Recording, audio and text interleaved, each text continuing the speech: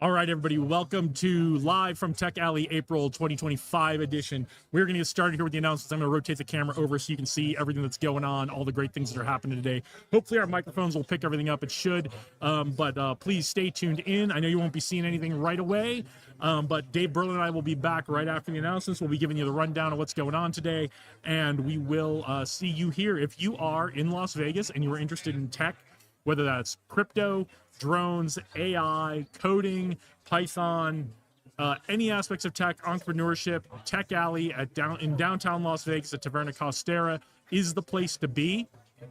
You definitely want to be here today learning about tech, getting to meet these great people. It's a great place to make connections in both our tech and small business and entrepreneur communities, startup communities here in Las Vegas. So get on down here. No excuse if you're in Vegas. If you're not in Vegas and you're planning a trip to Las Vegas, plan your trip around the third Saturday of the month, because that's when we do Tech Alley right here in downtown Las Vegas.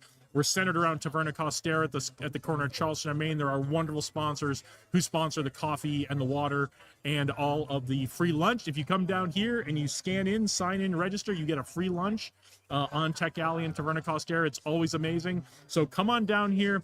I'm going to take a break from this. You're going to get to see all the announcements, get a rundown of what's going on today. But get on down to downtown Las Vegas. Check us out at Tech Alley, April 2025. Can't wait to see you down here.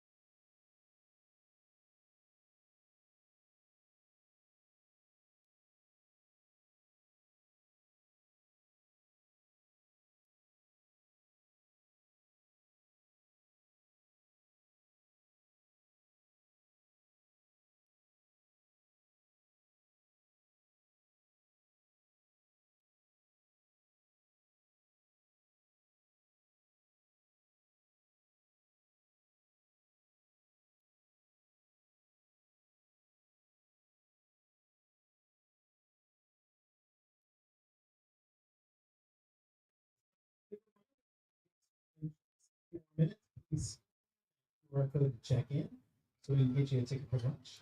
And if you're planning on speaking or you'd like to come up and speak, let me know. I'm happy to put your name on the list. Josh.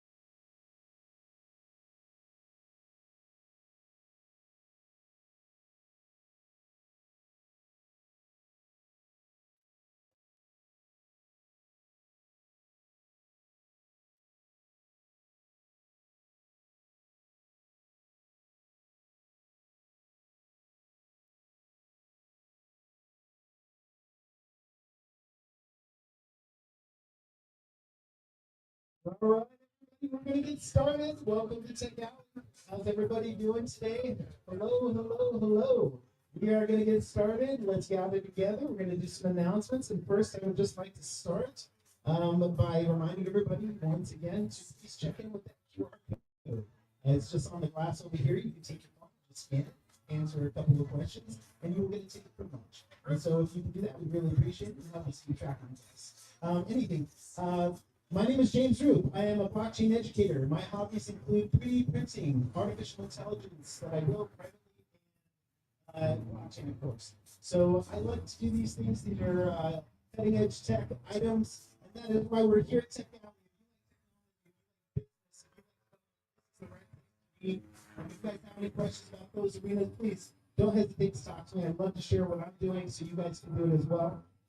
Today we're going to have a great list of amazing speakers, a lot of resources here, you guys. So if you don't understand what Tech Alley is, this is a melting pot of ideas, structure, business, money, and friends. And so we're here to kind of share those ideas and see if we can synergize. So I hope you guys got your thinking caps on and you guys are ready. It's going to be a super exciting event today. First, I'd like to invite Jason on up to kind of tell us what he's got going on today. Round of applause for Jason. What's up, Tech Alley? Get your Saturday started off right. Who's awake? It's Vegas. Who came straight here from a club or a bar? You don't lie. I know some of you did, though. Another question for you. Who's already made an amazing connection today that they wouldn't have made somewhere else? Raise those hands. Tech Alley, best business and entrepreneurship networking event in town. I did that for years. I stand by it. What we're doing today, because we want to get to know all of you and tell your stories. We're doing our live Tech Alley stream right over here. If you have a startup, if you have a business that serves startups, if you have an event coming up, if you have something you want the world to know about, you want people in the Las Vegas area to know about, and come on down and talk to Unity and Tech Alley, come talk to me and Dave Berlin over here. We'll be streaming live at least through lunchtime and probably a little bit beyond that. So I know you guys are all here to see the sessions. We want you guys to go to the sessions. But when you have a few minutes and you're taking a break, come talk to us. Share your story with us. Share your story with the world so we get the world knowing about what's going on here at Tech Alley. Deal? All right, everybody have a great day today. Thank you so much, Jason. Absolutely, you guys. This is where it's all at. Thank you so much, Jason. You guys, please come up, check this area out. They're doing a podcast all day long. This is going all over the internet. It's really exciting. Also, I'd like to have our next speaker come up. Kurt Walker, Fusion 42. Round of applause. This is the power. Come on in. All right, who's got my money? Tell me. All right. So I got three numbers for you. The first one is 19. This is my 19th ride plate for my mountain bike. I keep breaking them. And Techly from Josh Levitt, you guys know Josh has a startup. He keeps just making me new ones. So I'm grateful for that. Start with some gratitude to Josh. Josh is the man. He's over there. All right. Number two, the second number that I have for you guys is $6.69 billion across 15 new funds this week. Every single week, we publish all the new funds that have all the fresh capital available to deploy for startups. We do that every Wednesday on our raise report. You can go to fusion-42.com to find out more about that. And then the last number that I have for you guys, and we did have 250 startups join our cohort. We have an equity-free global super accelerator that we're doing sessions. Many of you guys are in it every single week, and then we have Thursday Pitch Come Boost. But the last number I'm going to lay on you guys is 100. And we're going to talk about the significance of the 100 challenge when you come to the session at 11 a.m. in the theater around Who's Got My Money. So definitely come check that out. We do have a steakhouse fundraising lunch on Wednesday, the 23rd. We have a big pitch event with Founders Live that's going to be happening on the 14th or 15th of May. And then we have the next Raise Fundraising Summit coming up in early June, 3, 4, 5. We interviewed 50 of the best fundraisers from all over the world for the last summit in December. And guys, we have got some straight up ballers that we're interviewing for this next one. One guy that invested in 140 startups from one of the Fortune 25's balance sheet. You guys know what I'm talking about, Sponsored Capital. An individual that my VC firm helped to raise $1 billion a month. $1 billion a month. $1 billion a month. It's just insane. It's even hard for me to wrap my head around, but that's what he got to. And then we just got some incredible people that are going to be speaking at that. So that's the third, the fourth, the fifth, and race. Okay, welcome to Who's Got My Money and Tech Alley. All right, Kurt Walker, thank you very much. So he'll be speaking today in the theater at 11 a.m. Please don't miss it. He is the source of power for getting that business up and running. All right, so a wonderful speaker from Innovations Essentials, hosted by UNLV, Leona Spencer. If you're around here, we do have Rachel Gomez. Come on down and tell us what you got.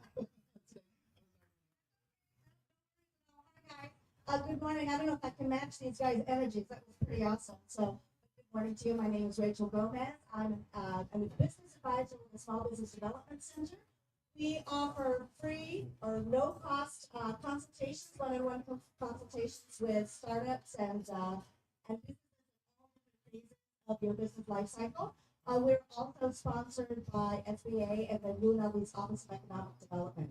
So we support the small business community. We have clients that we work with, and I have the privilege of being able to come in and present to Tech Alley and to the tech space. We've been working with Tech Alley for probably 2-3 years now, and I've been presenting for about a year and a half. And we like to change it up a little bit. Usually I come in and I talk about our resources, what we offer, kind of what the business structure is, helping the new entrepreneur or serial entrepreneur kind of get their businesses off and running. We also have access to our lending partners, so we help you prepare for any potential funding that you may need. State and federal grants that we help get you guys connected with. And so part of the series that we're going to be changing is I'm going to be inviting the different guest speakers. Going to be presenting Leona Spencer. She's going to be speaking at the event today in room 150, and she's one of our clients at the SBDC, and she's going to talk about her technology and what the process was like for her to be able to obtain one of the federal grants, SBIR grants. So if you have any questions, information, she's going to be a wealth full of info, and we'd love to see you there.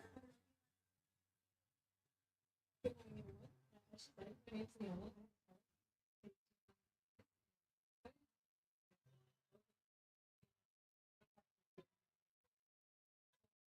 Really far one, everyone experiences in this area is a line of the ship.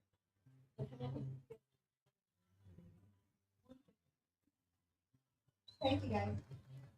Thank you so much, Rachel and Leona. You guys, this is really important stuff. These guys just went through those steps. It's really fresh, right? So you can follow that track and you can get on that board and you can get your business funded as well. Josh, Stacy, come on down and give us his announcements. Josh, Stacy, round of applause for Josh. Yeah, round of applause for Josh.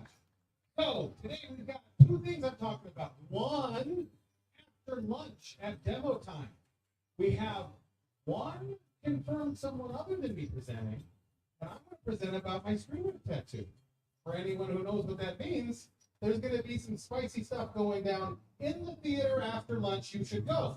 After that, the lovely Christopher Perret is going to teach us how to make our own AI, on our own terms, and our own neural nets, or something like that. So in the theater, in the last blocks, that's going to happen. And yeah, I'm really excited. Round of applause. Yay. All right, thanks, Josh. Yeah, that's a big deal, guys. Learning how to build a private AI that you don't have to ask questions to, that goes out to get those resources, is a big deal. I really think it's the future, everybody having their own artificial intelligence assistants. All right, well, thanks, Josh. Appreciate that, and we're looking forward to that AI. Our last speaker, or our last intro this morning, is going to be Mr. Berlin, Dave Berlin. Round of applause for Dave Berlin. No round of applause. I'm just kidding. Good morning, everybody. I'm Dave Berlin. Lots of very big things happening, not just here in Nevada, but all around the world. As some of you may know, I am the state coordinator for Global Entrepreneurship Week. Coming up a little bit later in November, but there's some very big events happening leading up to November that everyone can be involved in. One of those is going to be Freedom Week, and we're doing just a week of veteran entrepreneurship events. So does anybody know a veteran who owns any kind of a business? If you do, raise your hand, and then please come talk to me on. But Freedom Week is going to be a series of 7 or 8 events all across the week right after 4th of July. And that's caused such a big flip on the global and the national level that I actually get to go speak about that at Global Entrepreneurship Congress. I just got named as a U.S. ambassador for entrepreneurship to talk about all the stuff that we're doing here in Nevada. So if anybody's interested in being a delegate, we do have opportunities for you guys to get some discount passes. Global Entrepreneurship Congress happens June 2nd through June 5th. It happens in a different country in the United States for the last 15 years. This is the first year that it's coming back to the United States. It's going to be in Indianapolis. It's June 2nd through the 5th. Right before that, Shaq may talk about this a little bit later too, but Startup Champions Network is happening May 6th through May 8th. Now, they pick a different city every year to go and understand what the ecosystem looks like. It's ecosystem builders from all around the United States. And this year, their spring summit is right here in Las Vegas. So there's going to be panel discussions. There's opportunities for stuff going on all week long. If you guys want any more information or all the links to those, I already typed them in, so I can just copy paste, send you a text message, send you on your way.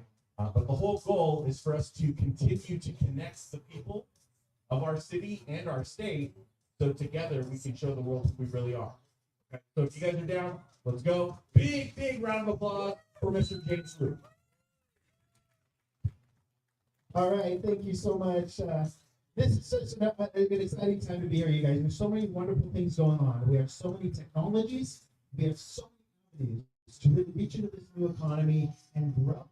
And we also have the support we need. We also have the friends we need. We also have the venues right here. This is the space, you guys. So we're going to go ahead. I'm going to announce lunch. Then we're going to talk about the startups. If anybody else has anything else to say, I think we have somebody else for Las Vegas AI Meetup. Timothy May, we're going to do. Tony Bennett is teaching that class today. Tell us what you're going to be doing in the AI. Yeah, thank you guys. Going to be here.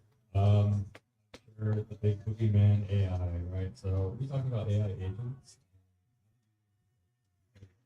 86% of CFOs still say the promise of AI and what the actual reality of what we're getting is stark difference. So our team over the past year, we've been working with all the AI agents and automating businesses. So if you guys want to see how to put your AI into a production and get the results you're looking for, that's what we're doing. Thank you so much. All right, and of course, we couldn't end this day of intros without having Josh Levitt come on up. You guys, round of applause for the Josh. Thank you so much. Tech Alley and Tagly, running for Senate. This guy's amazing. Josh Levitt, you guys. Great day. I think I promised it that third Saturday always works. It's windy. I think third Saturday comes up and it's perfect weather. I really want to again say thanks for coming. Can't wait to hear you guys' thoughts. I was going with the guy, and I think that we talked about the festivities going on here. I know they're gonna have a DJ up here starting at 1 o'clock. One thing I want to do is bring Daniel ULB. So may or may not know this, but I helped start one of the schools here in 2018. And the focus was deployed. And we came up with a strategy where everybody's chasing the pretty people in the room. And actually, that was the good. That was my introduction to start. I really understand the culture, so on. And actually, they hired but anyway, I was talking to ULB, and we came up with this thing like, why we didn't have to start it. I wanted Daniel to introduce himself because if you are in the market for software developers and you're saying, who do I see? Thank you, Josh. Like you said, my name's Daniel. I'm the president of ACM at UNLV. There's just a ton of really, really strong talent at UNLV, and there's a lot of people in the valley that are people, and there seems to be a little bit of a disconnect in connecting those people. So I really would love to be able to connect someone here that are looking for some strong talent at UNLV, and I'd love to connect you with some of the people that I know in the club. Currently, we're planning to run an event in the spring that used to be UNLV called Tech Connect, where we can get some of these local businesses and just create a better networking connection and connecting businesses that we want some eager people and even some of the talent in Las Vegas, Thank you. Thank you so much. Yeah, once again, this is another source, right? So these are important things. Thank you. All right, you guys, so we're going to get started. We're going to kick off with our speakers on the agenda. Today, we have got a very special lunch. I will announce the menu. We have Kalua pig, white rice, turkey wraps, ham wraps, roast beef wraps, regular French fries, mixed salad with ranch, and a vegan wrap. So you guys, today we're going to be wrapping it up. It's going to be a lot of wraps. That's when you know it's good. Okay, all right, so today's agenda is going to start at 11 a.m. Who's Got My Money? Kurt Walker in the theater. Innovation Essentials, hosted by UNLV's Rachel Gomez, and also accompanied with Leona Spencer. Thank you for that. We have Agile NV with Will Wang in Suite 145, Las Vegas AI Meetups with Timothy May. Also, co-taught today by Mr. Burton. And then we've got 12:15 for lunch. And then 11:15, we're going to start back with demo time, Josh Stacy. It looks like we have a drones meetup in 145 at 1:15. That was canceled, unfortunately. So we apologize. We don't have anything for the drones in 145 at 1:15. Apparently he can't make it, so sorry about that. We do have social marketing with Jack Strike though, in Suite 155. And we also have the user experience and production design, Valerie Ken in Suite 150. And then Las Vegas Python with Adam. That's more than a couple times. I really enjoyed it. If you're looking to learn how to code, get in there and check it out. It's kind of intro, but foundations are the most important things. A great class. Thank you. Also, we have Sin City Programmers with Gabriel Burgos in the theater at 2:45. Tech Alley Youth Hour with Elias at Entry 145. Fundraising for Founders, Escape from Clowntown. That sounds pretty interesting. I don't understand what that reference is, but fundraising comments, Escape from Clowntown with Will Bright in Suite 155. That sounds kind of interesting. The Untold Truth about SEO with Erica Cox in 150. And of course, me, James Roop, teaching blockchain, self-custody techniques, and security in the Journey Gallery. So if you guys are interested in Bitcoin or cryptocurrency, you want to understand the direction, and you want to understand how to protect those assets, come take my class. We're going to help you secure those assets privately. It's not that exciting. Okay, you guys. So I hope you have a wonderful day at Tech Alley. Thank you all for coming today. Let's begin. There's ushers around all over. Just raise your hands if you don't know where you're going. There's signs on the door. You can just read those signs. And the room's in the theaters. Okay? Thank you guys. Have a great day and good luck.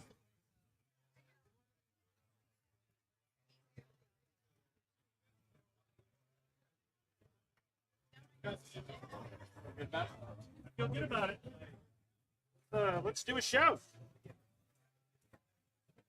see. There's some inside here. Yep, we've got to go around the other side, or you can go down to the other side of the building and come in that corner door. It's closer on that side. All right. Well, the streaming quality could be better, but I think that's a function. Yeah. Solera. Okay. And we have the veterans and first responders club. Okay. It's a good turnout, all retirees, Sure. Some of them looking for things to do. Yeah. And Do you have a phone number I can text you? yeah. It's got a bunch of information on here, but this way you can connect with me. Anyway, I don't know if there's anything you might come up and talk to the group about. Yeah, I'd love to. What's the best phone number? All right. Well, it is what it is.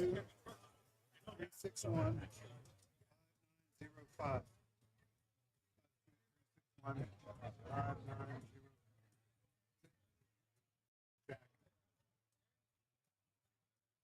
I'll get back to you on that. So we can connect. But maybe they're always looking for good programs. But, I like the service today.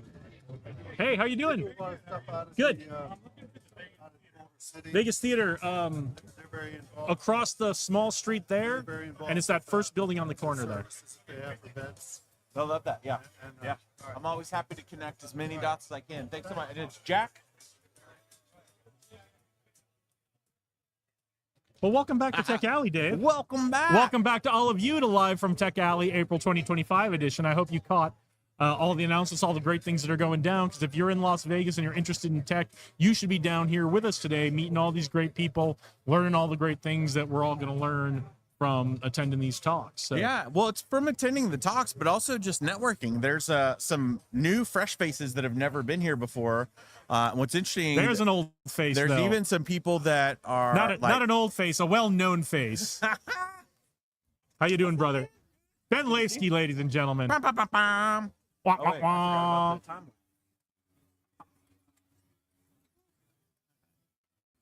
Do the closing time lapse. So, Go to a session, but I'll catch you guys. yeah, come on and catch Roger us that. after your session. We'll sit down and get caught up with Ben Lafsky. So, and I know you've got a guest coming in like right at 11. Right? Yeah, yeah, here just a few minutes. We'll chat for a bit and stall get it to out and get it get going. caught up on what's going on. What's going on in Davis Berlin's world for the last month or so? I feel like it for some reason. And I know it's only been like 4 weeks. It feels like it's been forever since we've been here doing this. Yeah, it does. It feels a lot longer in between. I don't know why. But then it all starts to just roll really Yeah. fast. I don't know. Was there more days? Who knows? I don't know. Did we? Um, Was it? I mean, did the days fall weird in March? Was it like 5 It weeks could instead have. of 4? I think don't it even was. know. I think so, it was. time. But here we are. Messes with you. There's definitely some cool stuff coming up.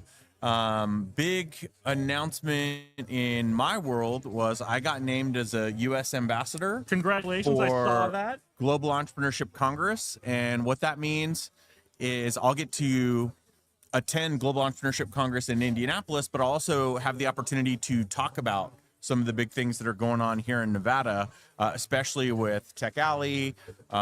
We've got the Startup Champions Network. We got a lot of things happening. A lot of we got things a lot coming of things up. coming up in Yeah. the next Very in the next spaced out few, this year. Not even just in the next few months, the next few weeks. We are literally slammed in a good way with startup and entrepreneurship stuff happening here in Las Vegas. Absolutely, yeah. This is always a great way to. We're not even kicking off the month. It's a great way to round out the month. And then we've got the Tech Alley Henderson coming up. Gathering of Angels coming up Gathering of Wednesday. Angels coming up on Wednesday. Big things popping. Yeah, so I have a question for you about being a global ambassador for Global Entrepreneur Congress. Yeah. Do you get diplomatic immunity? I don't know. I mean, it's cool that they say ambassador. Like here's what I'm curious to learn, and I'm still learning this a little bit myself. Last year I was a delegate. Like, do you have to pay your parking tickets in Indianapolis I don't know. if you are an ambassador to Global I don't know. Entrepreneur Congress? I think you should ask. It's worth asking. I think you should know exactly how much diplomatic immunity you got while you're in Indianapolis. Yeah. Well, the interesting thing is last year I was a delegate, and that the Global Entrepreneurship Congress last year was in Puerto Rico. And what Global Entrepreneurship Congress is it's a lot of the ecosystem builders, founders, investors from all around the world that really come together and unite in one place to understand what is the heartbeat of entrepreneurship around the world. Mm-hmm.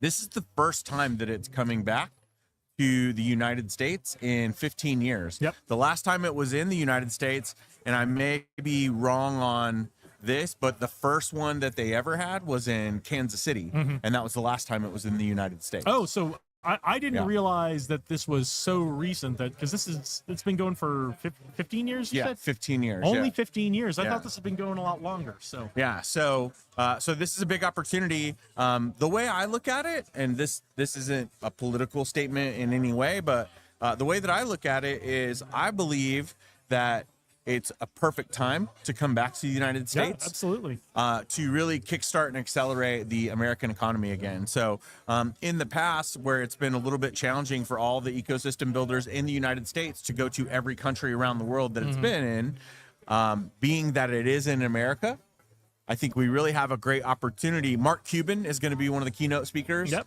that's what I heard. So that actually helps level the playing field for people to take a bigger interest in what entrepreneurship not only means for the American economy, but what entrepreneurship can mean for them. Awesome. Yep. So, and there is a Vets and Tech partnership with Global Entrepreneur Congress and Global Entrepreneur Network now, right? There is. So there is the formal partnership between Global Entrepreneurship Network and Vets and Tech, and how we're going to celebrate that this year a couple ways. One, we're doing Freedom Week. So Yep. Freedom Week is coming up July 6th through the 13th. That's going to be our biggest opportunity to really shine a big spotlight on veteran entrepreneurship. Now, as we go past, before that, in June, we'll have the opportunity to talk about Freedom Week in Indianapolis. So I'm really excited about that.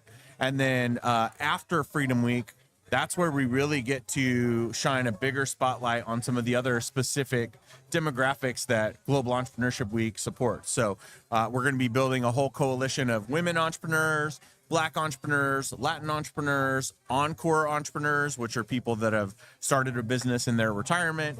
So there's just lots of opportunities for us to really grow that network, not just here in Las Vegas, but across Nevada. I love it. So what else is going on in Dave Berlin's world? I mean, that's all the business stuff. I've got some cool opportunities coming up to speak here soon. Okay. One of those is going to be at the Startup Champions Network, doing a little panel discussion, talking Okay. about veteran entrepreneurship there. And past that, I mean, what else is new? I got a new haircut. Is it new or just updated and refreshed? Updated and refreshed. I need to Updated do, and I need to do refreshed. that myself. I can tell it's getting a little long. Cool stuff going on in Vegas. Lots of great startup things happening. The flywheel is really getting turning here. It is. I'm seeing a lot more founders and entrepreneurs kind of giving a kick in the pants to other founders and entrepreneurs, saying, Yeah. hey, if you're really serious about this, these are the things you need to do. Absolutely. No, I think that's definitely one of the most important things is how founders interact with each other and how we encourage and inspire each other to keep going. And I think that's what will really help this ecosystem be successful is founders and investors really interacting with each other and giving themselves that kick in the pants they need to say, hey, you've got a great idea, but you're not going to make it if you don't start doing some of the things you need to do. So Absolutely. Could not agree more, my friend. So just as a recap, we are live from Tech Alley, downtown Las Vegas. We are at the corner of Charleston and Main. We're centered around Taverna Costera, the amazing sponsor who gives us the coffee and the water and provides free lunch to everyone who attends and registers for Tech Alley. And lunch is going to be great today. And they've got sandwich wraps and fries and all kinds of stuff. So if you're in Las Vegas, you're interested in tech, you are interested in getting a free lunch from Taverna Costera in Tech Alley, come on down, check out what's going on. Kurt Walker's doing the Who's Got My Money talk right now. That's always a crowd pleaser. We'll try to get Kurt on here to give us some highlights later on today during lunch when he's done with his talk. We very rarely ever get him on before his talk just because we're heading right. Everybody's heading right over to the talk. When he goes, I'm going to try to get Eric Lacasse on here to give us some more SEO and branding and marketing tips on the technical side for our websites and our social media pages and our YouTube channels and all that kind of stuff. What are you excited about that's happening here today? Well, I'm excited. The people that I'm going to be interviewing here coming up next, this is their first time to come here. What was interesting, I'm always excited when new people find out about what's going on down here at Tech Alley. But even better, including you. Yeah.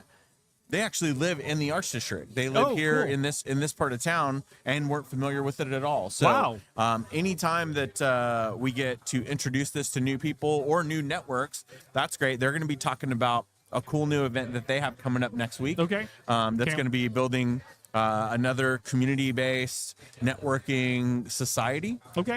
Called the Collective LV. So that's ominous, but I can't wait to hear all about it. Yep. Ominous and artsy. I love it. The Collective coming to theaters this summer. Yep. Right.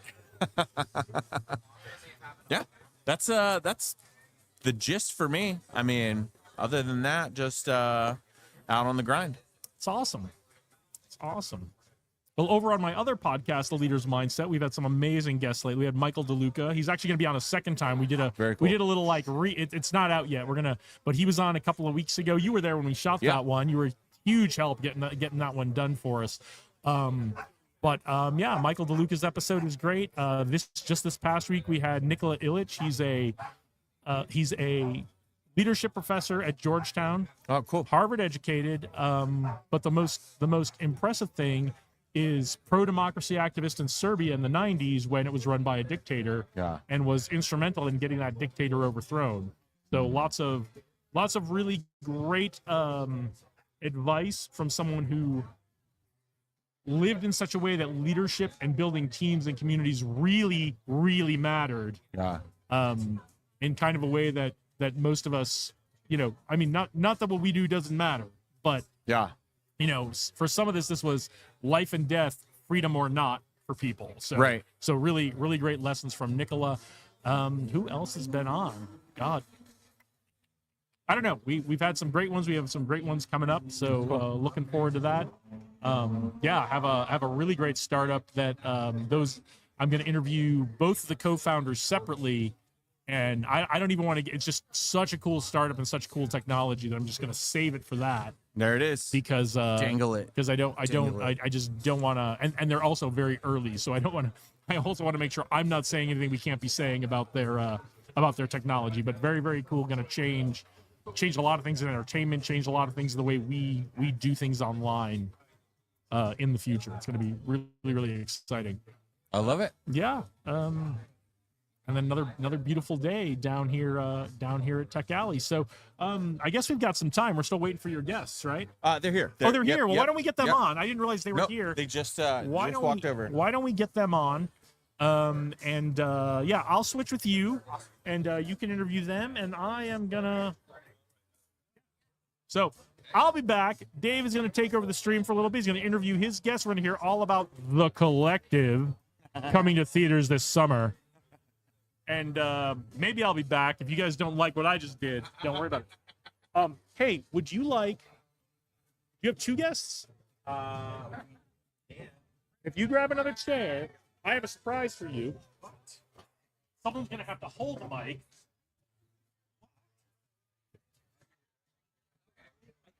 person's coming on. Let me ask.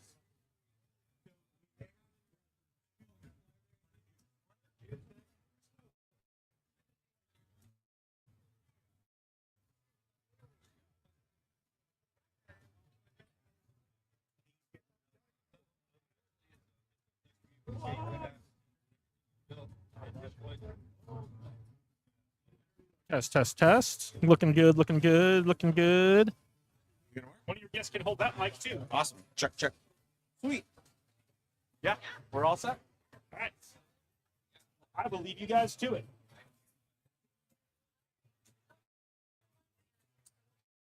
Is this Everybody behave for Dave. is this live on the Pursue Vegas one too?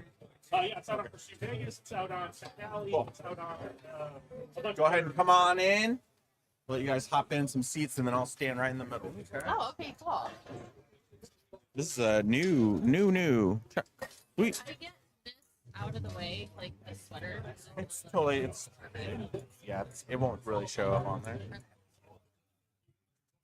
I'm gonna remove it in just a little bit. In? Okay, There you go. cool. All right. Look at that. Technology. Right. Technology. All right, guys. Whoa, look. We got all of our own photographers. Paparazzi, as I like to call Yeah, it. the paparazzi. Welcome, guys.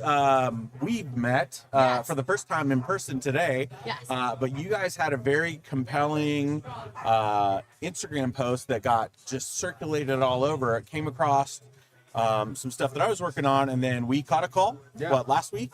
And then we were able to catch on a call yesterday for Yes. the first time. Very intrigued to learn about what you guys are doing with the collective. But introduce yourselves and tell us what you guys are excited about, what you're building.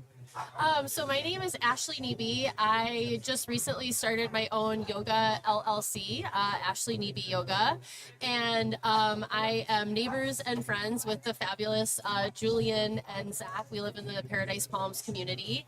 And what's so amazing about our neighborhood is that we have a lot of local business owners, a lot of entrepreneurs, so many people that have a creative, gritty spirit who want to just share the beauty of living in Las Vegas. And so we started talking, and I sent a text out to them, and I said, hey, what if we just did a very low-key, low-pressure meet and greet where we just bring people together and collaborate? I love it. I Yeah. love it. Now, had you guys known each other for a long time before this?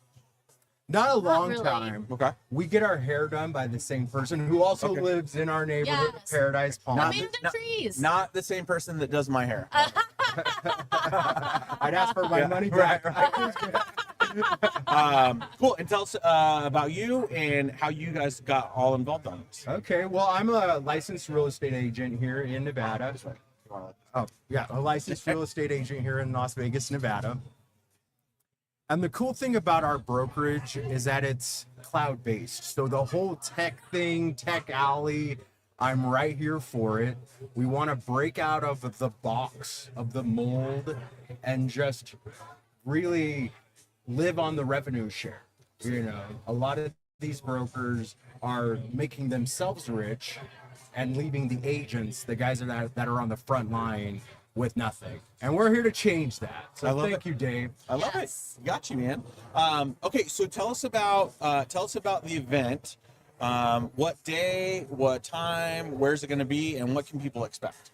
So our event is called the Collective Entrepreneurs of LV, and it will be at the very famous local bar, Jive Turkey, on Maryland Parkway, Wednesday, April 23rd from 5 p.m. to 6 p.m. You can register on Eventbrite through either one of our Instagrams, and just come with some business cards, maybe your personalized name tag. Whether you have a business or you have an idea or you just want to meet people in the local community, everyone is welcome, because we really believe that this is the heart of Las Vegas. It is the heart of Las Vegas, and we want people to feel included and like they're a part of something, which is why we keep saying, let's grow something together. I love that. I love that. What about you? What are you excited about for the event? I'm excited to meet the collaboration, seeing and meeting all of the people in Las Vegas Valley and really creating this mastermind. Yes. And we're having so much fun just masterminding together. Yes. Just imagine all the collaboration Yeah. with all the other entrepreneurs in Las Vegas. I'm here for it. It's Yes. about time. Yeah. And we have the venue. So Yes. come on down. To Jive Turkey. Yeah.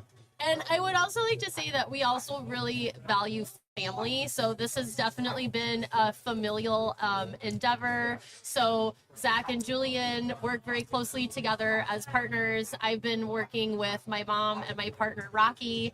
And then we've all worked together on multiple phone calls, multiple texts, multiple times meeting in person. And so when we say let's collaborate, because when we might think, well, how do yoga and real estate go together? It just shows that you can take any two things and have a really creative meeting of minds and make anything that you want, because that's really what this town is about, is innovation. And that's what we want to bring here as well. That's what we were talking about earlier. How can we make Las Vegas a hub where people want to move and they want to improve and build this already amazing place? Yeah, no, I agree. And that's what I love about what you guys are building. It ties in with the mission that I've been working on for a couple years now. The mission for Pursue Vegas is to connect the people of our city and show the world who we really are. So many people know about Vegas for the Strip. So many people know about all the things that you can do for tourism. But most people don't know what it's like to live here, to start a family To here, work here. to grow a business here.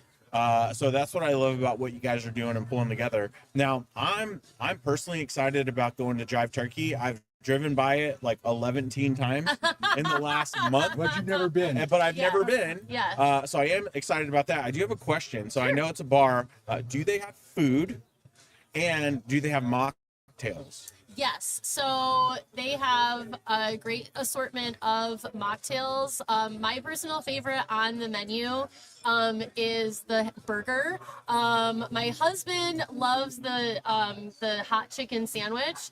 Shout out to Bruce, who does some amazing things with their menu program. But it's traditional dive bar food. You can get a Chicago style hot dog. You can get some fried green beans if you need some extra vegetables in your diet.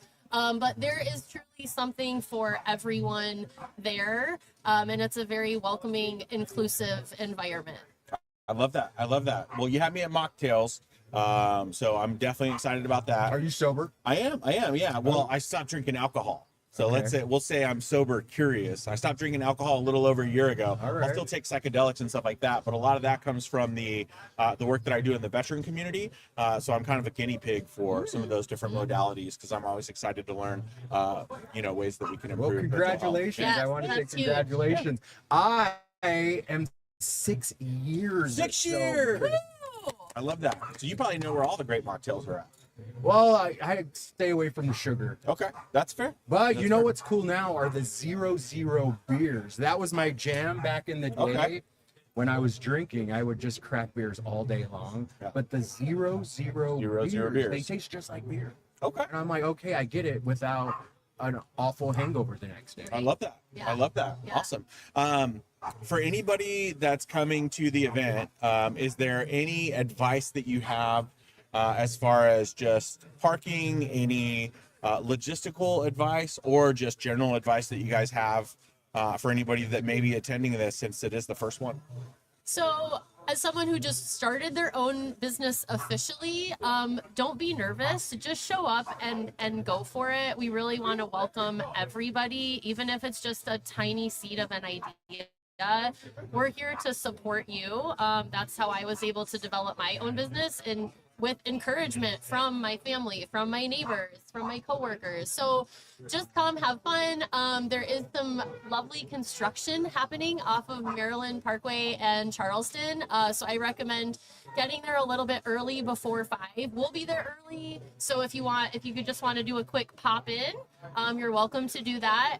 But we recommend parking in the laundromat parking lot. And there is street parking as well. Always encourage ride share, or if you live in the neighborhood, bike on down, walk on down, rollerblade on down, and just bring a fun, open attitude. I love that. Yeah, and let's grow something Something big Together. So much, guys. Yes, Look thank forward you. to connecting. Thank So you great to so meet you in much, Dave. person. All right, thanks, brother. You got it, my friend. There it is, the Collective LV, folks. Make some noise. Hey, woo! Thank you so much.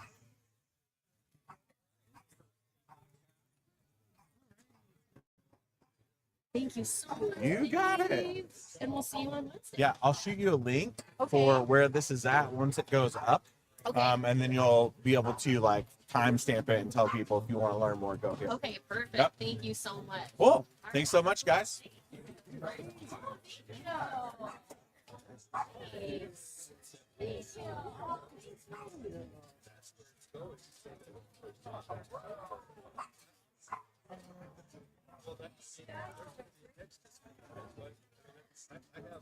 All right, we're gonna go back to solo mode here.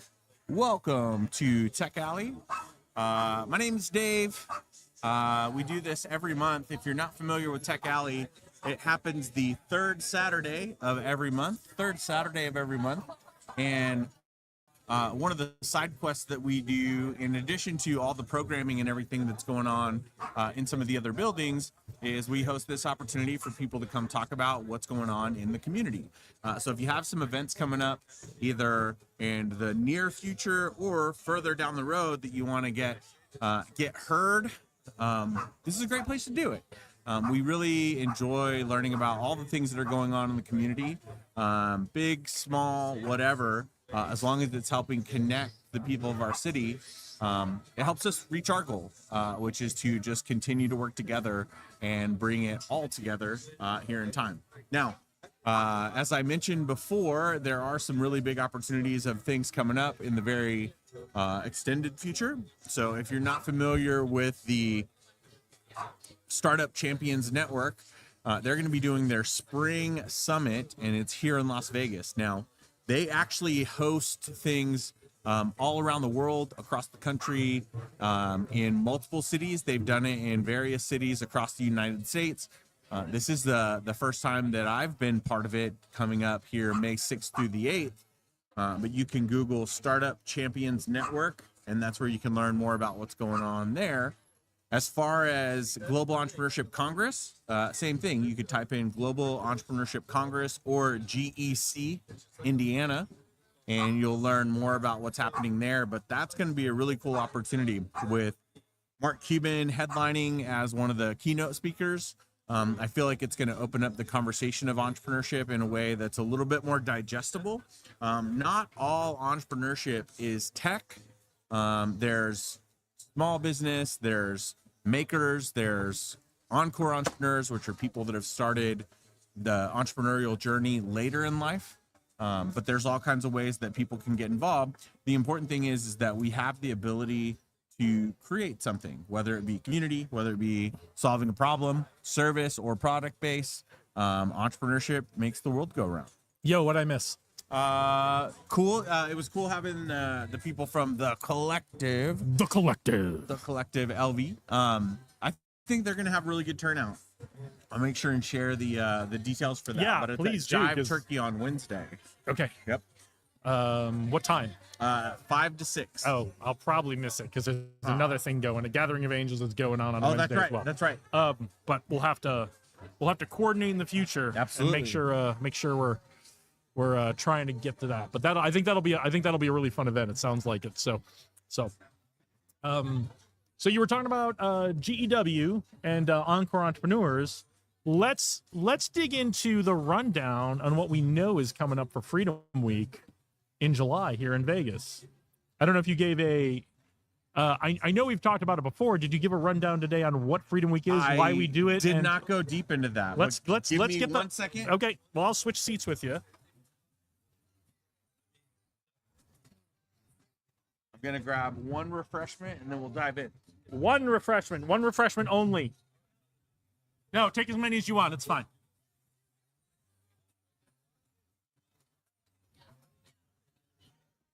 I hope you guys enjoyed what they were talking about with the Collective. I'm gonna have to go back and watch the replay. But I'm excited about it. It sounds like a really great event. Sounds like exactly the kind of thing we need here in our Las Vegas entrepreneurial startup tech social community. So I'm excited to learn more about that, even though I don't think I'll be able to go on Wednesday. Maybe I'll try to, if we wrap up early on Wednesday, I'll try to pop by. So, I love that. And it's at Jive Turkey? Jive Turkey. Jive Turkey. I've never been, so I'm excited I about haven't going either, to a but new spot. awesome name for a bar. Yeah, right? absolutely. And it's a cool vibe. It's over in that older district of downtown. Yeah. Freedom Week, man. Tell me all about it. So it's hard for me to not like get very emotional and just get very excited. So Freedom Week it really came to life because there's all these different things that go on for veterans, but there's not a whole lot of things that really focus on veteran entrepreneurship. And last year we had 6 or 7 events that came together very well. I picked the week after 4th of July because it's America and we can do whatever we want. Yeah. And it's a little And bit also of that the patriotic season. single hottest week in Vegas. Yep, absolutely. I definitely wanted to go for that as well. So the idea for Freedom Week was, how do we shine a spotlight on veteran entrepreneurship and just host events that are focused on that? So this year we have a couple of different events. One is going to be the kickoff, which we're working on the opportunity to have it at a really cool space. We're talking to a few different people. A lot of that also has to do with sponsorships and who wants to partner with the event. But the kickoff would be with a lot of the dignitaries and the key people from the state of Nevada. The goal is that, and I have to apply this next week for a proclamation. We're going to have a proclamation request to declare Freedom Week the week after 4th of July in Nevada forever. And the idea there is that we continue to do this forever. No backsies. Forever. So I actually just talked to Angelica, who works with Susie Lee's office, and we may be putting a panel discussion that evening on Monday. That'd be great. That'll be in association with Warrior Rising. I mean, so we we're had a bunch. We had an event at least every day during yeah. Freedom Week last week, and that was the first one. So if we can get 2 events or 3 events a day all throughout Freedom Week this week, that'd be awesome. Yep. Tuesday, just like we normally have the office hours. Office hours is over at the Leatherneck Club. I've also made the Leatherneck Club the official headquarters for Global Entrepreneurship Week. I'm sorry, for Freedom Week, from now until that week. Forever. And actually, office hours was a really easy event to throw because we do it every Tuesday. Yep. So every Tuesday from 2 to 4, we host office hours, and what that is it's really just a networking event for veteran entrepreneurs, but it's actually not just open for to veterans, anyone. right? Yeah, it's open to anyone. We encourage everyone to come show up, but And- essentially we're supporting a local veteran-owned business. An important thing about the Leatherneck Club, great facility, great venue here in town, always open to anyone, even if you're not a veteran. That's true. And a lot of people think, oh, it's the Leatherneck Club, it's only open for Marines. That's not true. Marines, Air Force, civilians, anyone can come. Anybody. Great food. If you have great booze. If you have any association with the Army, we just charge you double. So no big deal. And tell you the wrong address. Yeah, and tell you the wrong address. That's totally a joke. I'm so sorry. No, we love our Army brethren. Now, I mean, not enough to this tell them is- where the Leatherneck Club is, but yeah, this is where it gets really real for me this year. We're launching something Tuesday night at the Leatherneck Club. This is, I hope this is this one Tuesday or Freedom Week. Freedom Week, Freedom during Week Freedom Tuesday, Week. okay. So that'll be July 8th. July 8th is, we're going to say this is the second biggest contribution into the universe that Dave may have ever conceptualized. Last year we did the Veteran Entrepreneur Library, and we're actually going to be launching the second Veteran Entrepreneur Library. This one is going to be with our sister city up in Reno. Shout out to Lourdes with the Veteran Business Outreach Center. She's going to be taking care of all the Freedom Week events up in Reno. So this is going across the state this year. But on Tuesday, July 8th, I'm going to be launching, for the first time ever, a new series of talks called Vet Talks. Now, VET is a acronym. It's the Veteran Expansion and Transformation Talks. So if you've ever heard of TED Talks, You worked real hard to make that acronym. I did, but this isn't such a I love it. No, an I'm easy teasing, concept. but I love it. I think it's a good acronym. Yeah, no. Well, and I wanted to change that narrative. Now, if you're familiar with TED Talks are great. There's tens of thousands of TED Talks now, and there's a lot of veterans that have done very successful TED or TEDx talks. I actually had the honor of doing one back in 2014. The challenge that I see with that is now there's so many TED Talks that are happened all around the world that it's hard to figure out which ones are veterans. And if it wasn't clear in the SEO or the title that they were veterans, it's kind of hard to find those. It is, yeah. So part of that is I really want to create a space where some of these challenges in the veteran transition space can get heard. The other element to that is there's another formatted talk that I also got to do. It was called Disrupt HR. Now, Disrupt HR is a 5-minute talk, and when I say 5 minutes, it's a very hard 5-minute stop. It's a top to bottom 5 minutes, and it's not just talking. Yeah, tell us about what a Disrupt HR talk is. So Disrupt HR is kind of like the TED Talks for the HR community. It's not for the faint of heart. But it's 5 minutes and it's 20 slides. And the hard thing about 20 slides is those slides auto rotate every 15 seconds. So in that, you have to nail the talk. Yep. So not an easy talk by any means. I also had the honor of doing one of those. I talked about change management, but when I really sit back and I think about how veterans can be successful, when I say this, it's with all the empathy in the world, but if you give a microphone to a lot of veterans and you give them 11 to 18 minutes, like a TED Talk, they might ramble or they might lose the point. Much like we do on this stream. Yeah, exactly. But even in a very curated talk, there's the opportunity for that. So I didn't want to do that. The 5-minute, 20-slide talk is very advanced, and that's probably going to be a little hard for some people to adapt to. You know, we've both done a lot of speaking. That's hard. I would game it. I would just have 20 slides of very happy looking people doing stuff. And then I wouldn't have to practice my timings or anything. I would just let the slides go. But I would cheat. That's how I would do that. I have a very unique way that I did it. So and that talk is really awesome. I appreciate that. Can you tell everybody where to find that talk? You can find that talk under davemeansbusiness.com. It's my link tree, but you'll see the Disrupt HR. It's called the Swayze effect. Yeah, give us a little taste of how you approach the philosophy you approach change management with. Yeah, so I basically I grew up watching the movie Roadhouse with Patrick Swayze, and one day it was on TBS, as it often is on a Saturday at like 1 o'clock in the afternoon. It's probably on right now. Roadhouse is on somewhere, not the new one. Yeah, not the new one. Jake Gyllenhaal, right? We love you. We love you, bro. But no. So I heard something in that in the opening 5 minutes that I'd never noticed before, and it's when the guy shows up to hire him.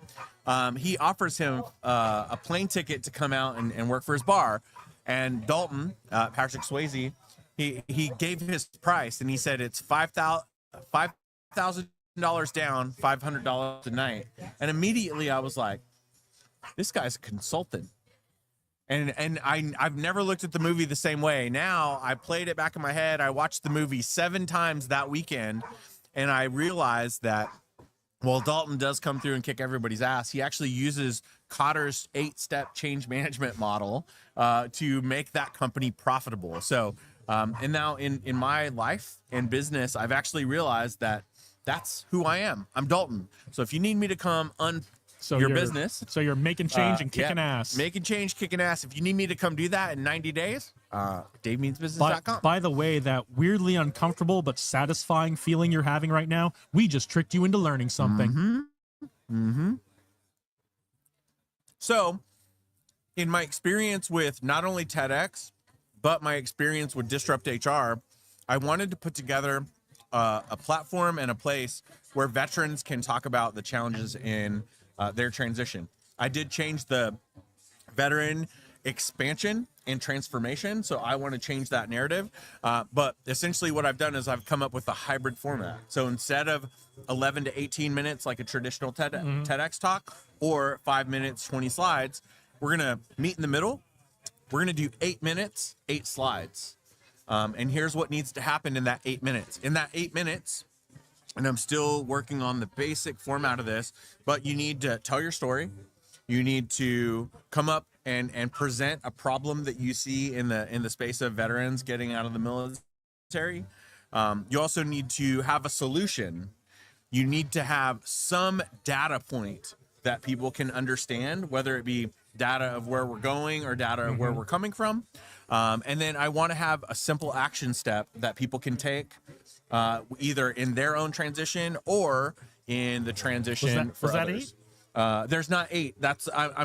I want to still leave some, we need to figure out what some 8 freedom. Yeah, there's some very core things that have to be included. When you figure but- it out, let me know so I can cheat. Exactly. Yeah. No. I want to make that, but I do want to make it to where, and the reason why I did that, it's kind of that hybrid formula, is because now the most experienced speakers can sort of step down to that format, and novice speakers that really have something that they want to get out, they can step up I know. into that I format. think it's a fantastic format because instead of really making this constraint of a slide every 15 seconds or something, now you've got 1 slide per minute, and each slide is a substantive thing that we want you to talk about, right? We're giving you the criteria for the talk, and the slides are matching that. I really like that. Yeah, and I think what will happen if the vision here is that we're going to wake up in a world where, especially for you and I, 5 years from now, vet talks will be something that people have spoken at. There's going to be 500 vet talks that people have delivered all around the United States. And that actually creates a very specific channel of conversations of people that we could have on a podcast or something that's very specific to that topic. It really will help bring a lot of those innovators and those creative problem solvers. It'll help them surface in a way that we could find them easier. Sorry, folks. I'm just trying to mess with our 5G Wi-Fi here to see if we can get. We don't have a great Wi-Fi signal for some reason.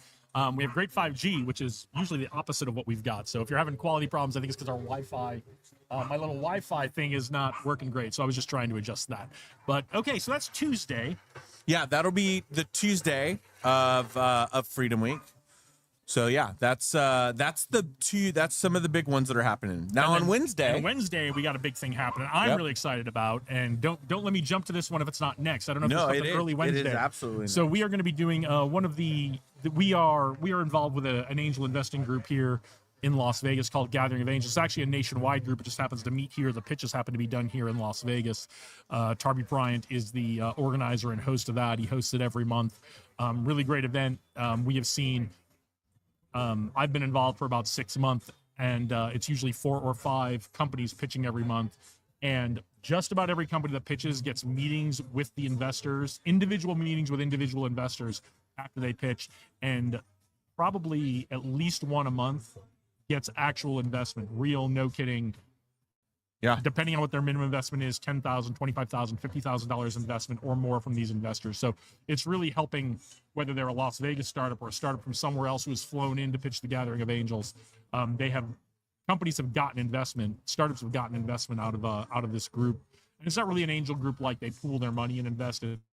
It's a gathering where individual angel investors come sit, watch the pitches, and then they decide if I want to have a meeting or not with the founders, and then invest. So we're going to be doing a very special Gathering of Angels. Tarby Bryant has agreed to do a very special. They don't usually do them in the summer.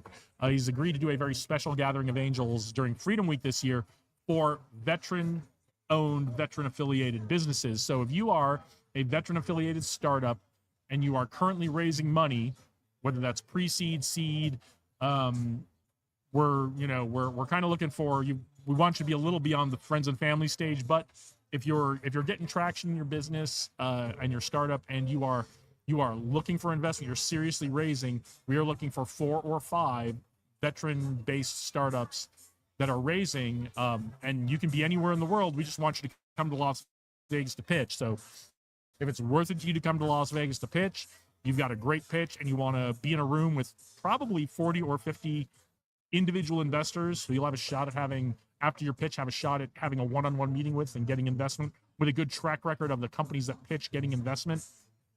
Let us know. We're going to be working out the process for application, but if you want to drop your info in the comments, or if you want to reach out to me on this YouTube channel or any of the socials affiliated with it, we'll get you connected up. And as we develop what the process is for application and review, we'll let you know all of that. I hope by next month's Tech Alley, we'll be able to talk about that a little more.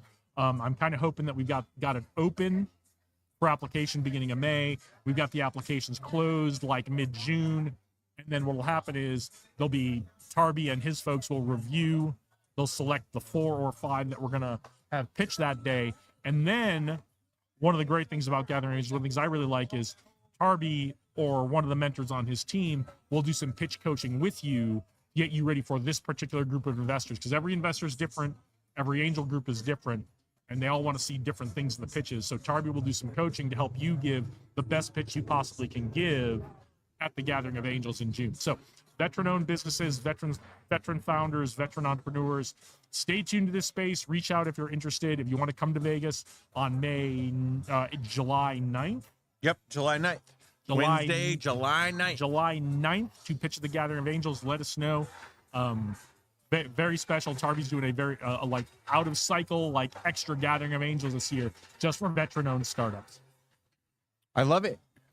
In keeping with the rhythm of that week, that's on Wednesday. We do still have an opportunity for something Wednesday during the day, so that schedule part right now is we still have room a for little multiple open. Wednesday things during the day. And then as we go to Thursday, which would be July 10th, very similar to last year's Freedom Week, we did VetCap. So VetCap is with it's with Vets in Tech. Vets in Tech. And essentially that's a panel discussion that's going to be to discuss all the different ways that veteran founders have access to capital, whether it be traditional bank lending, whether it be capital from venture capital.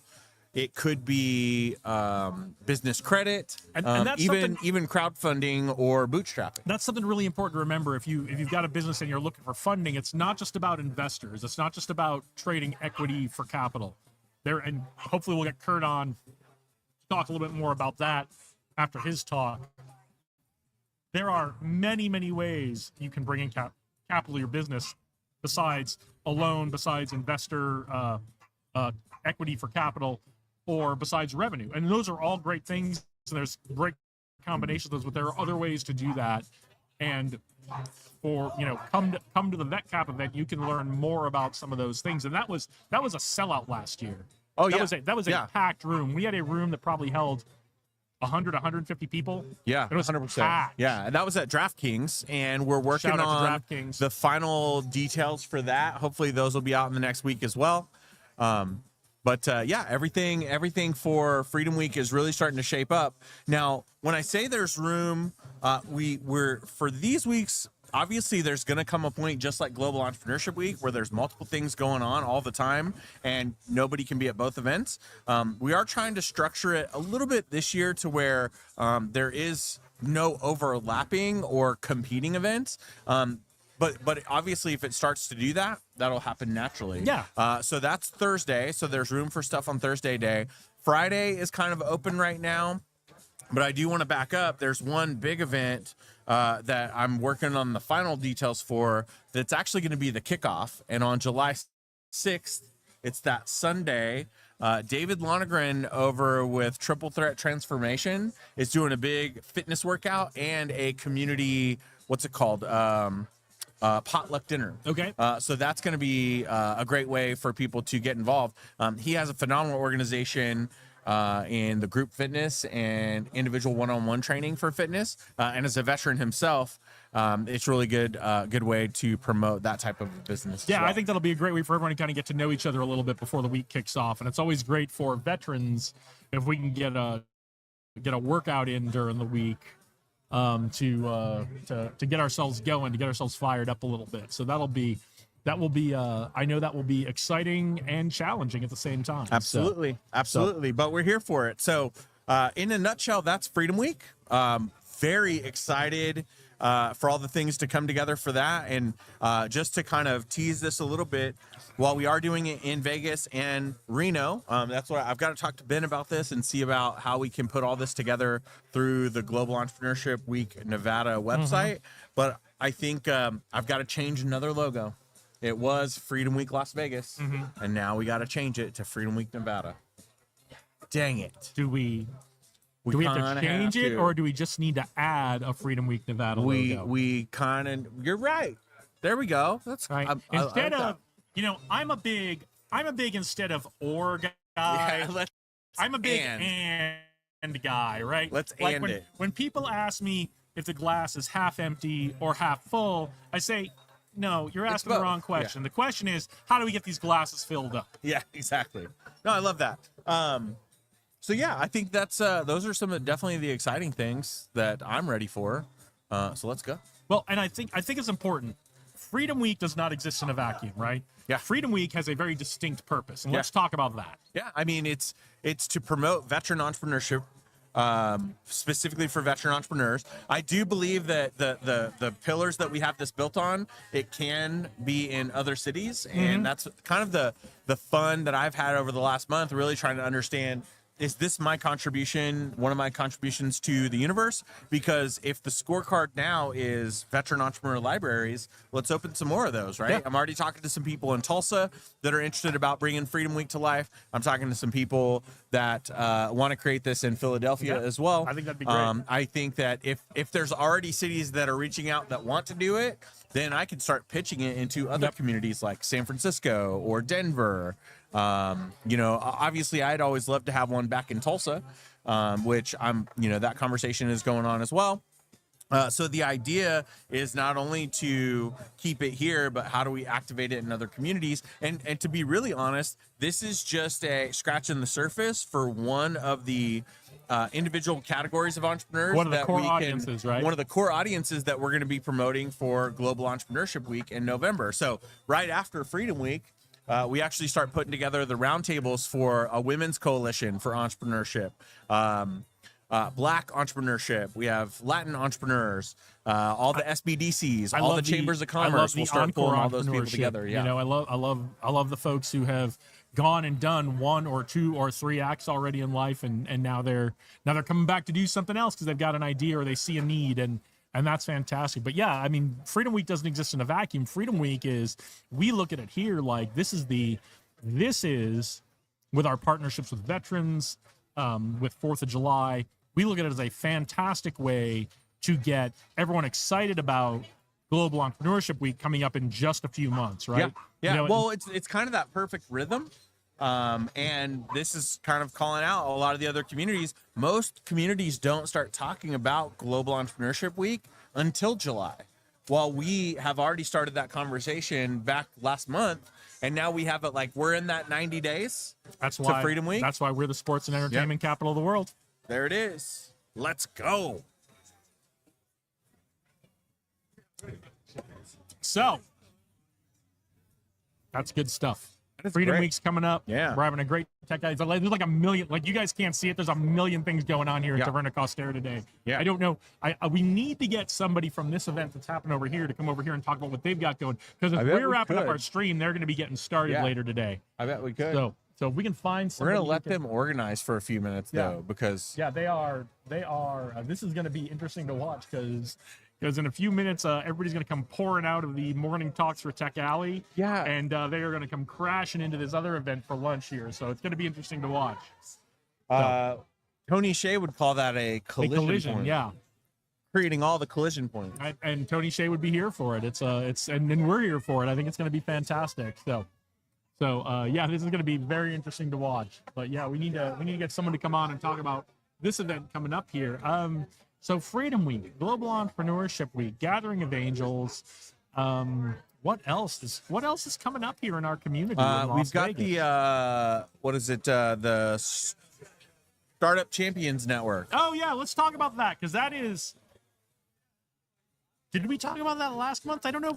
Did we even know about it last month? We barely scratched the surface of it, Yeah, and you we're know, still you know a lot more about it now we're than still- you did back then. we're still scratching the surface there. But the Startup Champions Network it's a network of all of the ecosystem builders that essentially are taking practices that they have in their communities and sharing them with other communities. But they always do that in the presence or in the presence of a hosting city. And this year, Las Vegas is hosting the Spring Startup Champions Summit. So there will be a couple of different things going on. There's going to be a dinner. There's going to be. How did you come to be involved in this? So it's hard to say. Like most things in Vegas. But I mean, I was contacted by the Office of Entrepreneurship from the Governor's Office of Economic Development. Shout out to Shaq Cruz. Is Shaq coming down today? He's here somewhere. We should get him.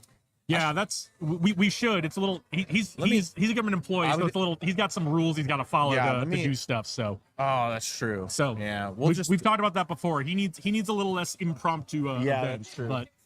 But yes, we do need to get him on some kind of podcast or stream talking about all the great things they do at the Governor's Office of Economic Development, especially the Office of Entrepreneurship. Yeah, I mean, there's so for that event specifically, it's 3 days. It's the 6th, 7th, and 8th, and there's programming going on throughout each day. There's a dinner one night. There's a couple things going on. I'm actually trying to build some bridges because David Meltzer's in town that week, and he's doing his VIP dinner you that guys night. You guys are So tight. trying to connect those dots and just bring it all together.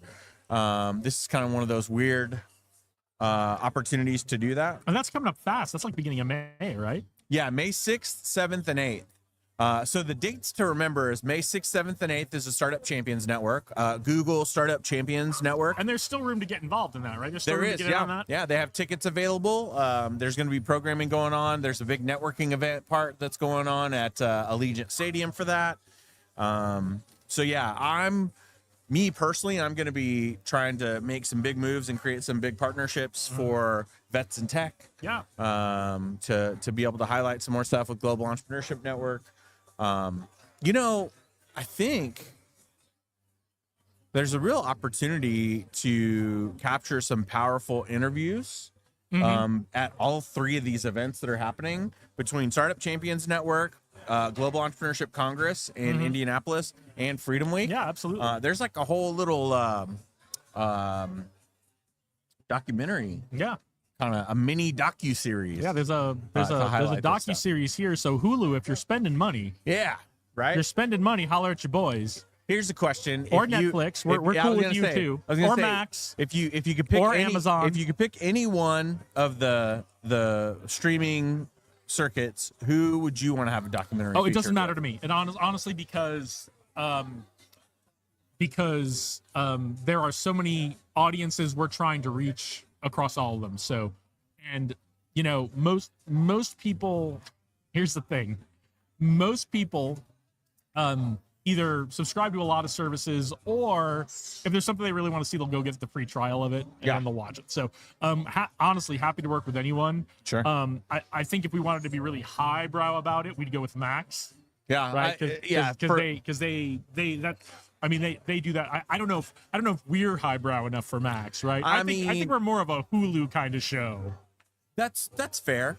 I'm not going to disagree, but I mean, I have seen The Wire like 2,800 times. Yeah. So You've seen The that Wire makes more me than feel- anyone I know. Yeah, And that's saying a lot. it really is true. Speaking of which, Nope, still haven't seen it. I want to bring this up because we did the Warrior Rising event on Wednesday, just a couple days ago.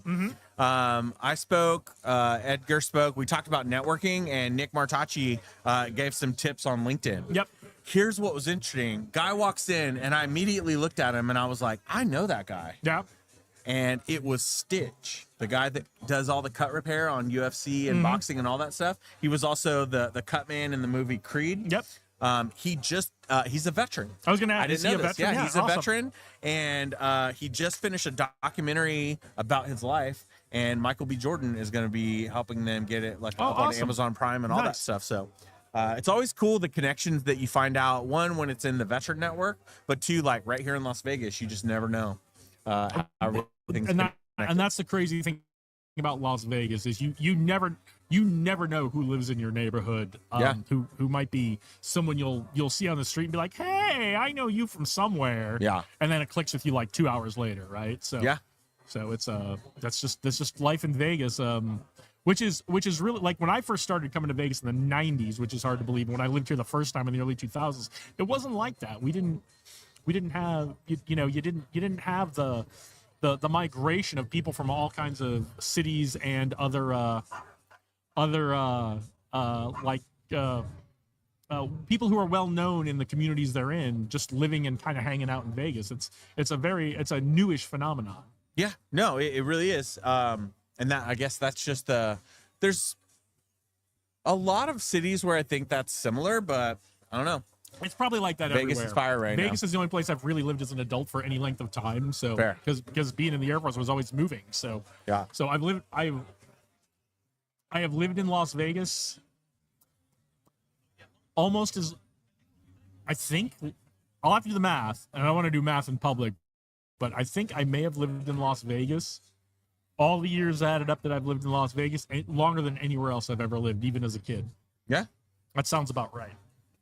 So Not for me yet. Nope. No. I just celebrated 6 years. 6 years. But I'm stoked It's a for good 7. milestone, though. But Vegas is one of those places. It's you kind of know right away if you love it or you hate it, and people like either need to get out right away or they want to stay forever. Well, the challenge that I see is I feel like it's not for everyone. It is in the desert, but it's for more people than I think people might realize. Yeah, I think that is true. I think, and certainly more so now than it was 20 years ago, where there was not. One of the things we're always talking about in Vegas is diversifying the economy, right? Yeah. Trying to create more different kinds of companies, more different kinds of jobs for people. And they were talking about that 20 years ago. Now the conversations from 20 years ago are starting to come to fruition, where we do have different kinds of businesses, a different kind of economy, where we do have tech, we have the sports, we have, it's much more about the entertainment now than it was about the gaming and the hospitality back in the day. So even just within gaming, within hospitality and entertainment, things are much more diversified. Yeah. So it's Well, I feel like the pandemic accelerated that. it because definitely did. It definitely it's did. still taking a little bit longer than I would have hoped, but I think at least now people are like, wait, there's another way. Yeah. And a lot of that came out of necessity. Well, and what the pandemic did is because so many people were looking to leave wherever they were during the pandemic, and they brought their businesses with them, or they left what they were doing there and they decided to start something new here, or whatever it was.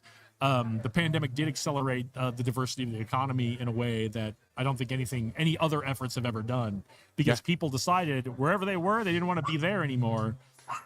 So they came here, and then they said, well, I don't want to just live here. I want to work here. I want to be part of the community. So I agree.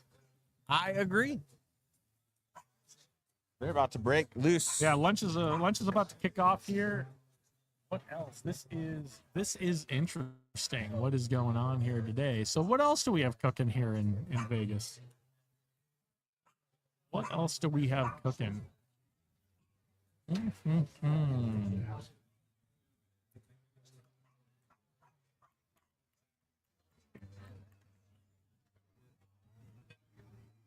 That little puppy is making life difficult for that owner. He keeps running around her legs. And barking too. Just like, dude, if your dog doesn't stop barking, don't bring it places. Dogs are awesome. Dogs that don't. What else is cooking? What else is cooking with Dave Berlin?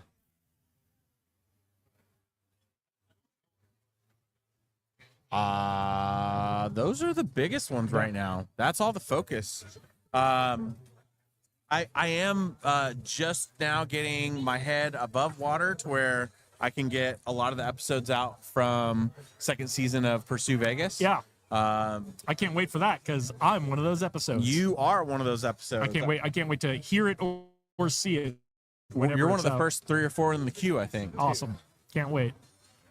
Can't wait. We had a good time doing that episode. That's mainly why I want to see it, just because we got laughing so hard and having so much fun doing that episode. I don't know if we said anything important, but we had a good time. We laughed really hard. I bet doing we that said episode. stuff that was important. So, but that was fun. That was a fun season. Between the guests you had and the hosts and that kind of stuff, it was a fun season. Yeah. Who do you have coming up on your show? Any other secrets? I have those startup folks I talked about from Ideafy, and that's gonna be really fascinating.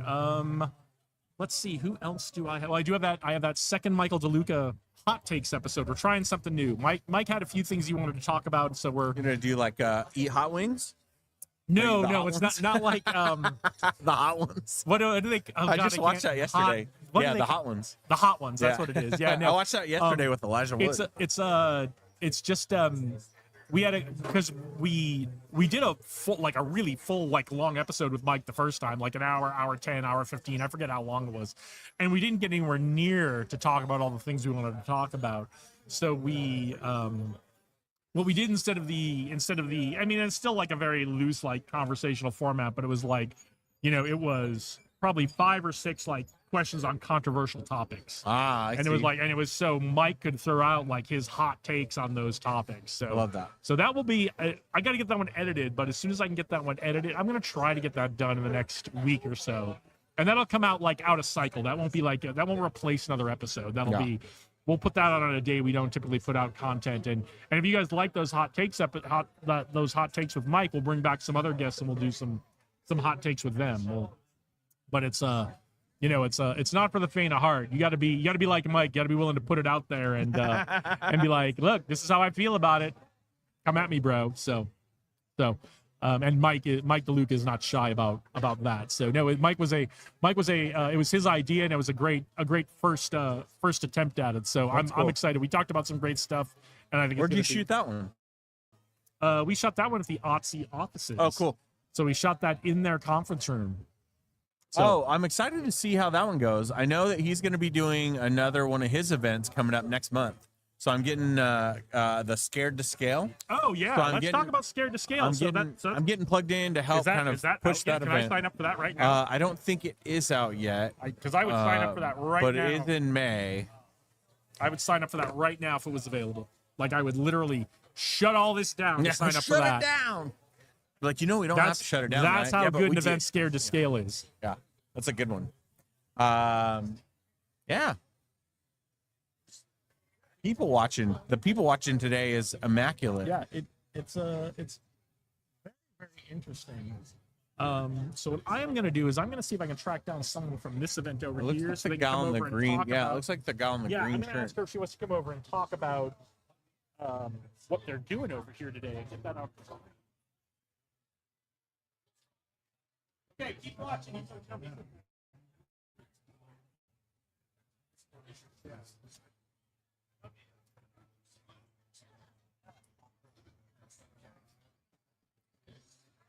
They don't have muffins every single time, but today they do. So you've seen me enjoy some incredible pastries here at Tech Alley, and I'm just filling in space.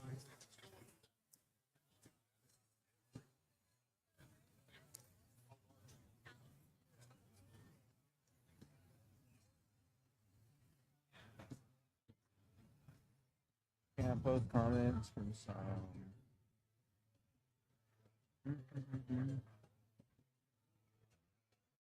Looks like we got people live on stream right now.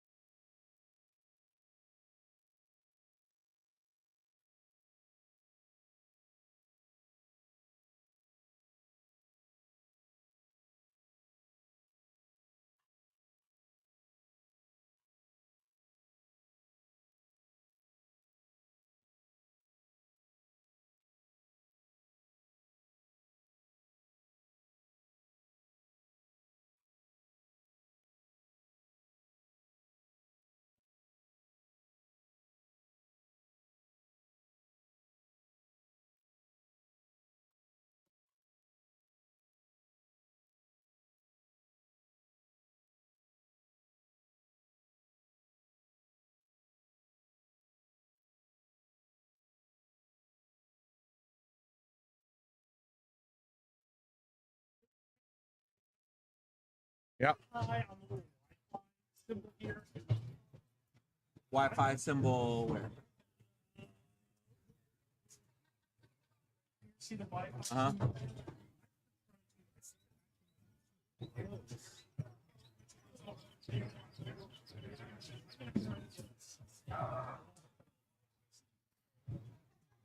This thing's got dropped and overheated so many times. So,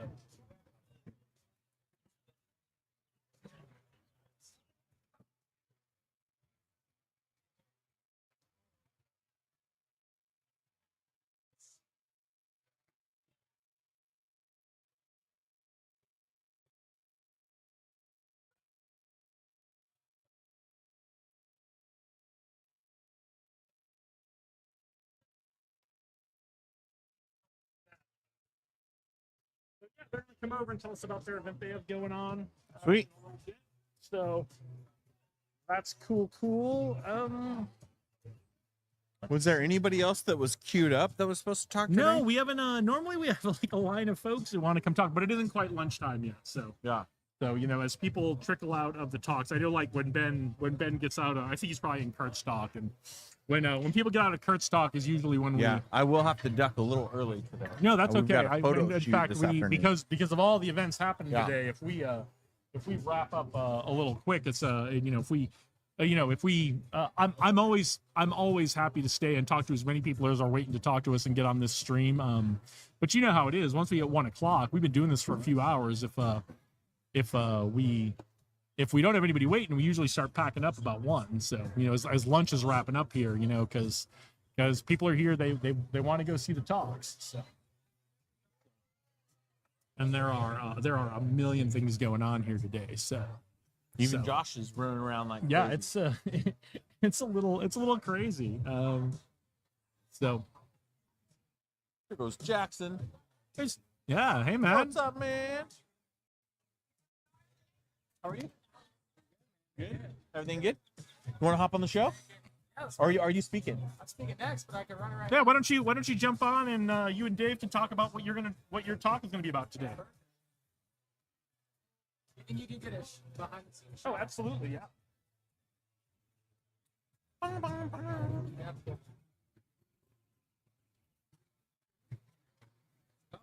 We got Jackson, the man, rolling in. We're live. Jackson, what's up, dude? Tell everybody who you are and what you are excited about, my friend. I am Jackson. I am a lead generation specialist, and I'm excited to speak at Tech Alley today at 1 o'clock. What are you going to be talking about?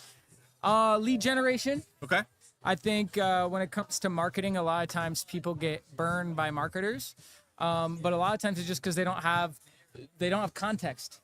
They're making decisions from the wrong place, right? They go to a marketer to get help with lead gen, but if you talk to an SEO guy, that doesn't mean SEO is best for you, but obviously he's going to tell you it is. And when you talk to a Facebook ad guy, obviously they're going to say Facebook ads are the best bet for you. But the truth is every person's situation is different. And if you don't understand the variables at play, you're not going to get results. Yeah, so a lot of this is a great topic because there's 2 incredible books on the planet that have the same name. They're both called Traction. Oh yeah. One is Traction with Gino Wickman. That's very much like a business kind of like that's samurai business stuff. Yeah. It's like the whole gamut. There's another book called Traction. It's by Gabriel Weinberg.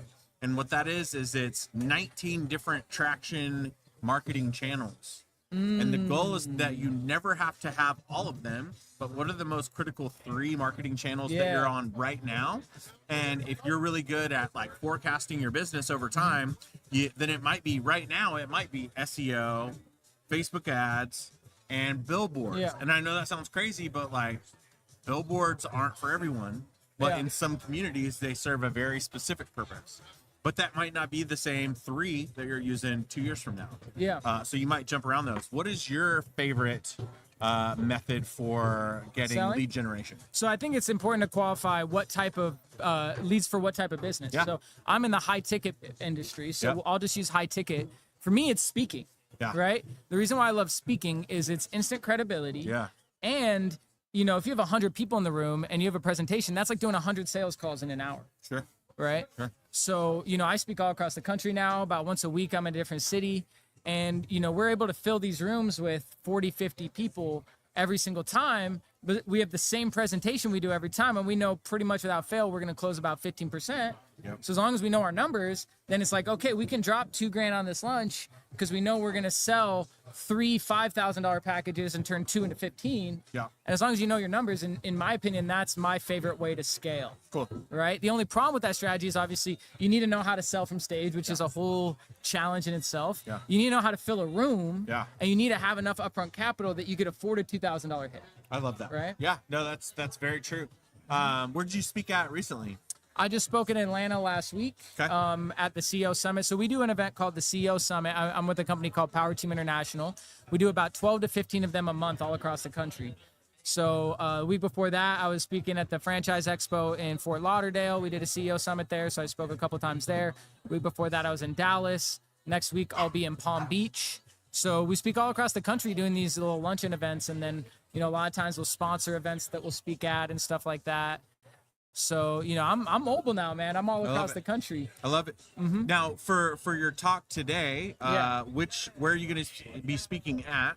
And then who's that ideal for people? What stage of the business? So it's ideal for businesses that want clarification on how to generate more leads. And not just generate leads, but qualified leads. Yeah. Right? I think a lot of times we get into marketing with the goal of generating leads, and we may even generate them, but are they actually the right person for you? Well, the way you attract that is going to be a little different for each business. So I'm going to talk about, what works best for B2B, what works best for B2C, and I'm going to cover all the different strategies, right? So there's outbound, content, advertising, referrals, and I'm forgetting one, networking. Yeah. And then under networking, I'll throw speaking in there as well. Each one of those strategies is going to be different depending on your business, where it's at, your personality, your skill sets, your resources. So I'm going to dive into the pros and cons of each strategy, who it's right for, who it's wrong for, and then show some of the stuff that's been working for me. That's great. That's great. Yeah. And then you've spoke here at Tech Alley before. What do you really like about Tech Alley? What I like about Tech Alley is it's optimized for community. It's consistent. It has great connections, but anyone can come benefit this, whether they're just trying to figure out what to do or they're an investor looking to invest, and everything in between. Also, the guy that runs it, Josh, is amazing. He's right behind me. I didn't say that because he was right behind me. And yeah, just the connections you can get here. I think it's a great way to plug in the community. I think they're doing a lot for the startup scene in Vegas. And I really believe Vegas is one of the emerging markets right now that there's a lot of potential in. And it's events like this that allow us to foster that potential. I love it. Anything else you're excited about? Just in life or in business? Life, business, it's all the same. It's all the same around here. So one thing that I've been doing a lot recently that I'm really excited about is AI lead generation. So what I do is I use these Google Chrome scrapers that will scrape Instagram for leads, and I use these automation services that will automatically DM people for me. And right now, I'm generating about $20 in revenue per DM. Okay. Right now, Nice. we'll see if that's a small sample size, Okay. so I'm expecting that to go down, but we're talking $27 a month in overhead. The scraper I have is free. The software I have is $27 a month, and I'm able to DM 50 to 75 people a day on autopilot. Okay. And invite them to our events, and I'm getting about 1 in 75 people that I invite to show. I'm curious about that. Mm-hmm. So what qualifying things are you looking for them to put you in front of the right people on Instagram? Yeah, so cold outreach, the number one variable that will make it successful, or one of the big variables, is how quality are your leads, right? So you need to have a clear identification of who your target market is. So for us, our CEO summits, we're looking to attract, businesses, right? Yeah. So where do businesses hang out? Well, probably if I'm going to speak in Palm Beach next week, maybe I should scrape the Palm Beach Chamber of Commerce. Okay. Right, or the Palm Beach Entrepreneur Club. Yeah. Or the Palm Beach Country Club. Why? Because there's a chance that a lot of the people that follow that account are my target market. So I'll scrape it using this extension. I'll go get 5,000 people that all follow the Palm Beach Chamber of Commerce, and then I'll manually filter that list down to maybe the top 1,000 people that I feel like are my target market. Okay. Right? Once I have that list, I can upload it into software, and it'll send them all the same message. Hey, we're having an event in your city. Seem like a good fit. Would love to have you out. Very and a cool. percentage of them will take me up on it. but it's something that's converting with very little overhead and something I don't really see a lot of people doing right now. That's cool. And then where? So you just mentioned you just came back from Atlanta. Where are you speaking next? Any travel coming Palm up? Beach. Okay, cool. Yeah, I might be speaking in LA after that. That's a little tentative right now. But I'll be on Palm Beach. I'll be speaking in Chicago in June. About once a week, I'm going to be in a different city, but Cool. I normally find out like 48 hours before I it love happens. that. That's great, Yeah. man. Any other advice or final words before you go get ready for your presentation? If you a little teaser on my talk, I mean, that strategy right there is something I'll be covering in more detail, how to automate your outbound with AI. I'd say the biggest thing you're going to take away from my talk is clarity on what makes sense for you.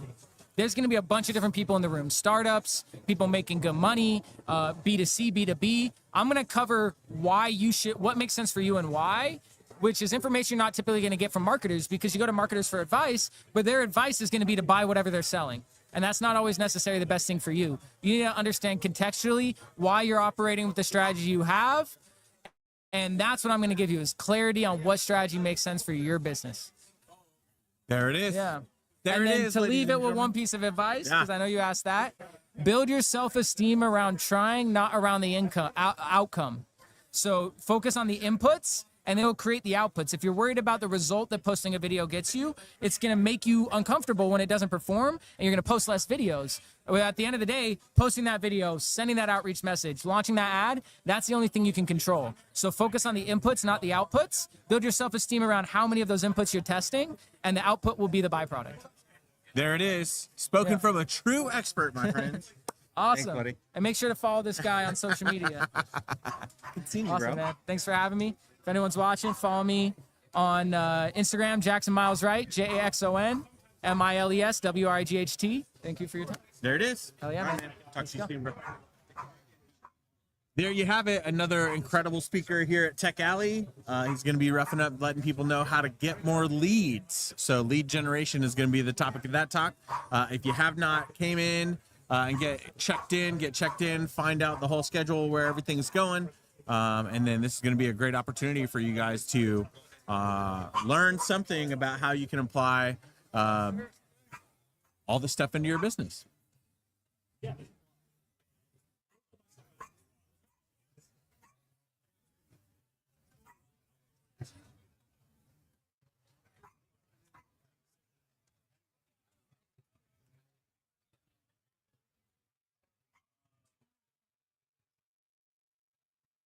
They're firing up the lunches right now, so you've still got time to get down here for Tech Alley. We're at the incredible Taverna Costera right here in the heart of the Arts District. So stop in, get registered for your free lunch. The next set of programming does begin at 1 o'clock. At 1 o'clock, you'll have Jackson along with some other people that are going to be teaching various topics about how to grow your business. And it's not just for tech, folks. There's lots of great topics and stuff going on here. So just come in and get plugged in.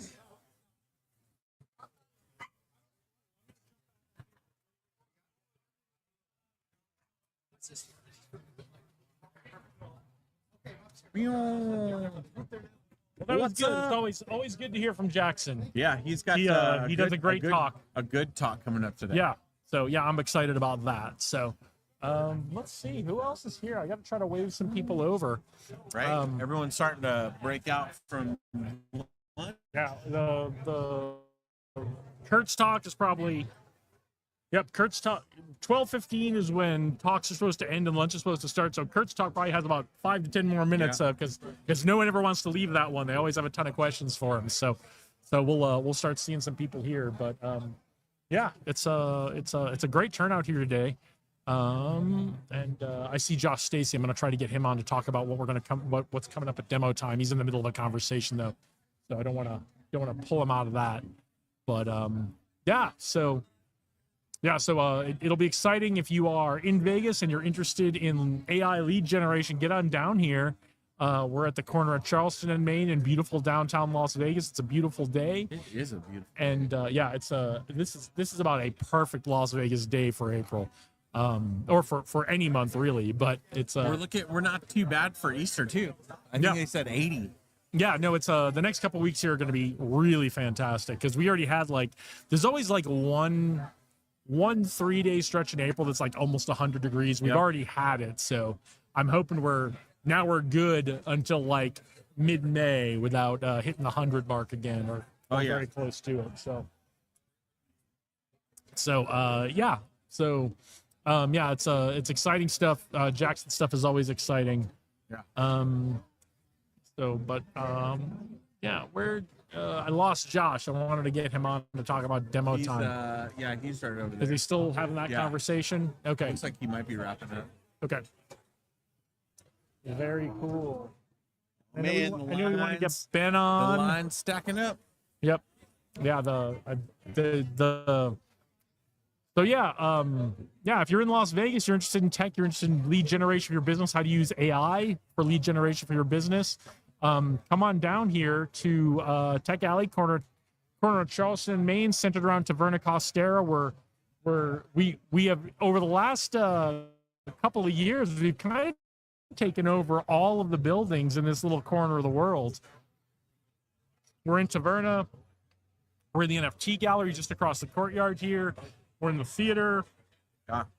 The Art Square building. We're growing and growing and growing here at Tech Alley and spreading out and taking over slowly. So Well, I definitely want to give a shout out to Jeff and the team here at Taverna Costera because it's one thing to collaborate, but it's another thing to feed 180 people. yeah, they do an Every amazing month. job.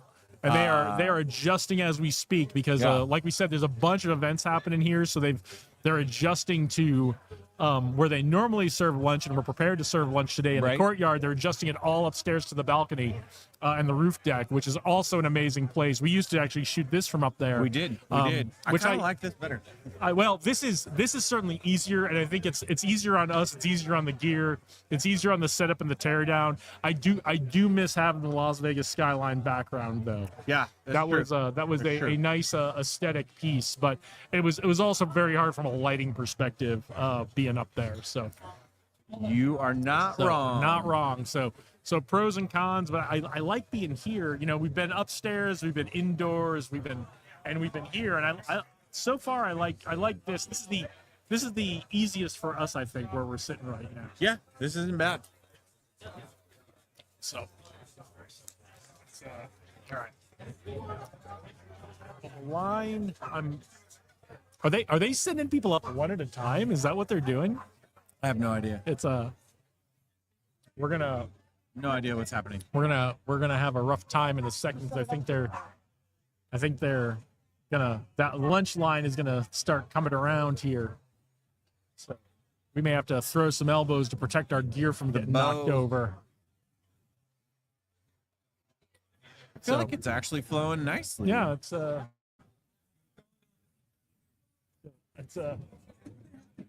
been interesting to watch. Lots of sandwiches, lots of wraps going up the stairs behind us here. So, well, those fries smell good.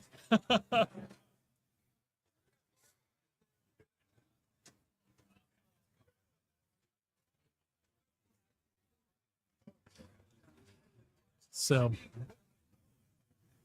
yeah, Josh is still talking. I want to try to wave him over when he's done with this conversation. I'm not sure we're going to need an umbrella. I think the sun might be high enough that edge of the stairwell might screen our equipment here. We'll see.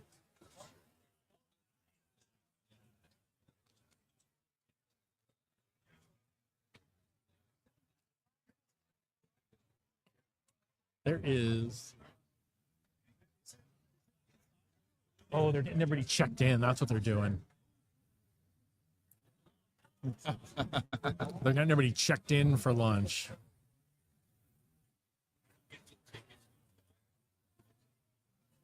Oh, you get a ticket now. This has gotten so formal. Remember, I know, right? Remember when it was just like, just show up? Well, now I think they're trying to keep it separate from the other event Yeah, that's going on. I see. Hey, Josh, come sit down with us here. How you What been? up? Wonderful. How you been? Good. Good. gotta get on that Pursue Vegas podcast too. Yeah, you do. Yeah, you haven't been on it yet? Someone hit me up and I was like, yeah, let's go. And then That's they the- never followed up. Yeah. Well, you know, Dave Berlin. It wasn't dead. Well, that's fine. That's no excuse to leave such a terrible talent hanging. Well, terrible talent is what we're all about on this live stream. So, Excellent. what has been going on, man? Oh, man. So I had this crazy idea a while ago. I had $1 million company I had built, and I said, I don't know how to build $1 billion company, but if I can build enough $1 million companies, 1,000. yeah, 1,000 even, that's got to be more than $1 billion. And I've been working on this for 4 years. Yep. And I just got a check yesterday that further reinforces that it's working.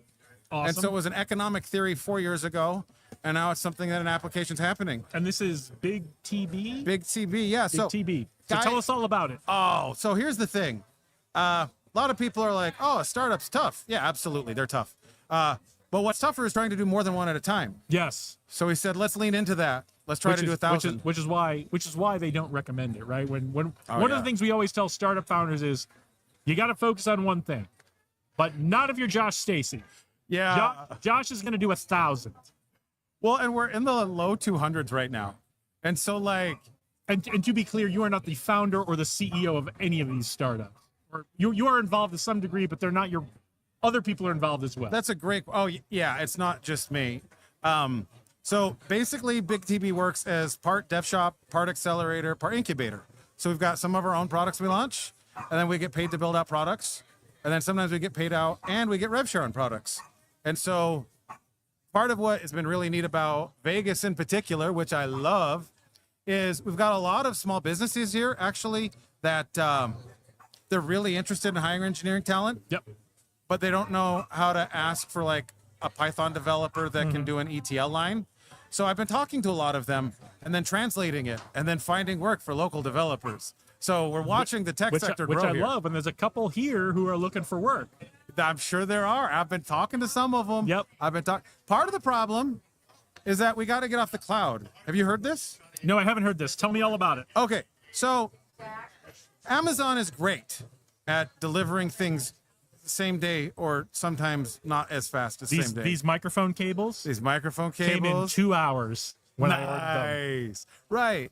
But their web hosting is way overpriced. So most folks building on cloud. Which is why it's the only aspect of Amazon that makes money. Right. And boy does it. Boy does it. Oh, it does. AWS carried the whole company into profitability when they started AWS. What, 10 years ago, 12 years ago, whatever it was. Yeah, well, and the thing is, it's becoming a bit of a relic here. And what's really strange is a lot of these developers now, all they think about is cloud. But we got to go back to bare metal because Okay. the market is demanding a lot more for the dollar. And if you start at bare metal, you're not getting Amazon's thumb on the scale. So you heard it here first. Amazon's overpriced. Okay. You probably didn't hear it here first, but you'll hear us say it over and over and over again, and that's what really matters. So. The important thing is the reinforcement. How Okay. about you, Mr. Leduc? Oh, we're not How's here. veterans we've in already, technology? We've Oh. already talked about me. Well, Okay. But if you have specific questions, look we at can the get into- video I wanna- later. I want to hear about like what are some of the new developments at Big TB? What are some of the new things you're excited about at Big TB? And then are you hosting demo time today?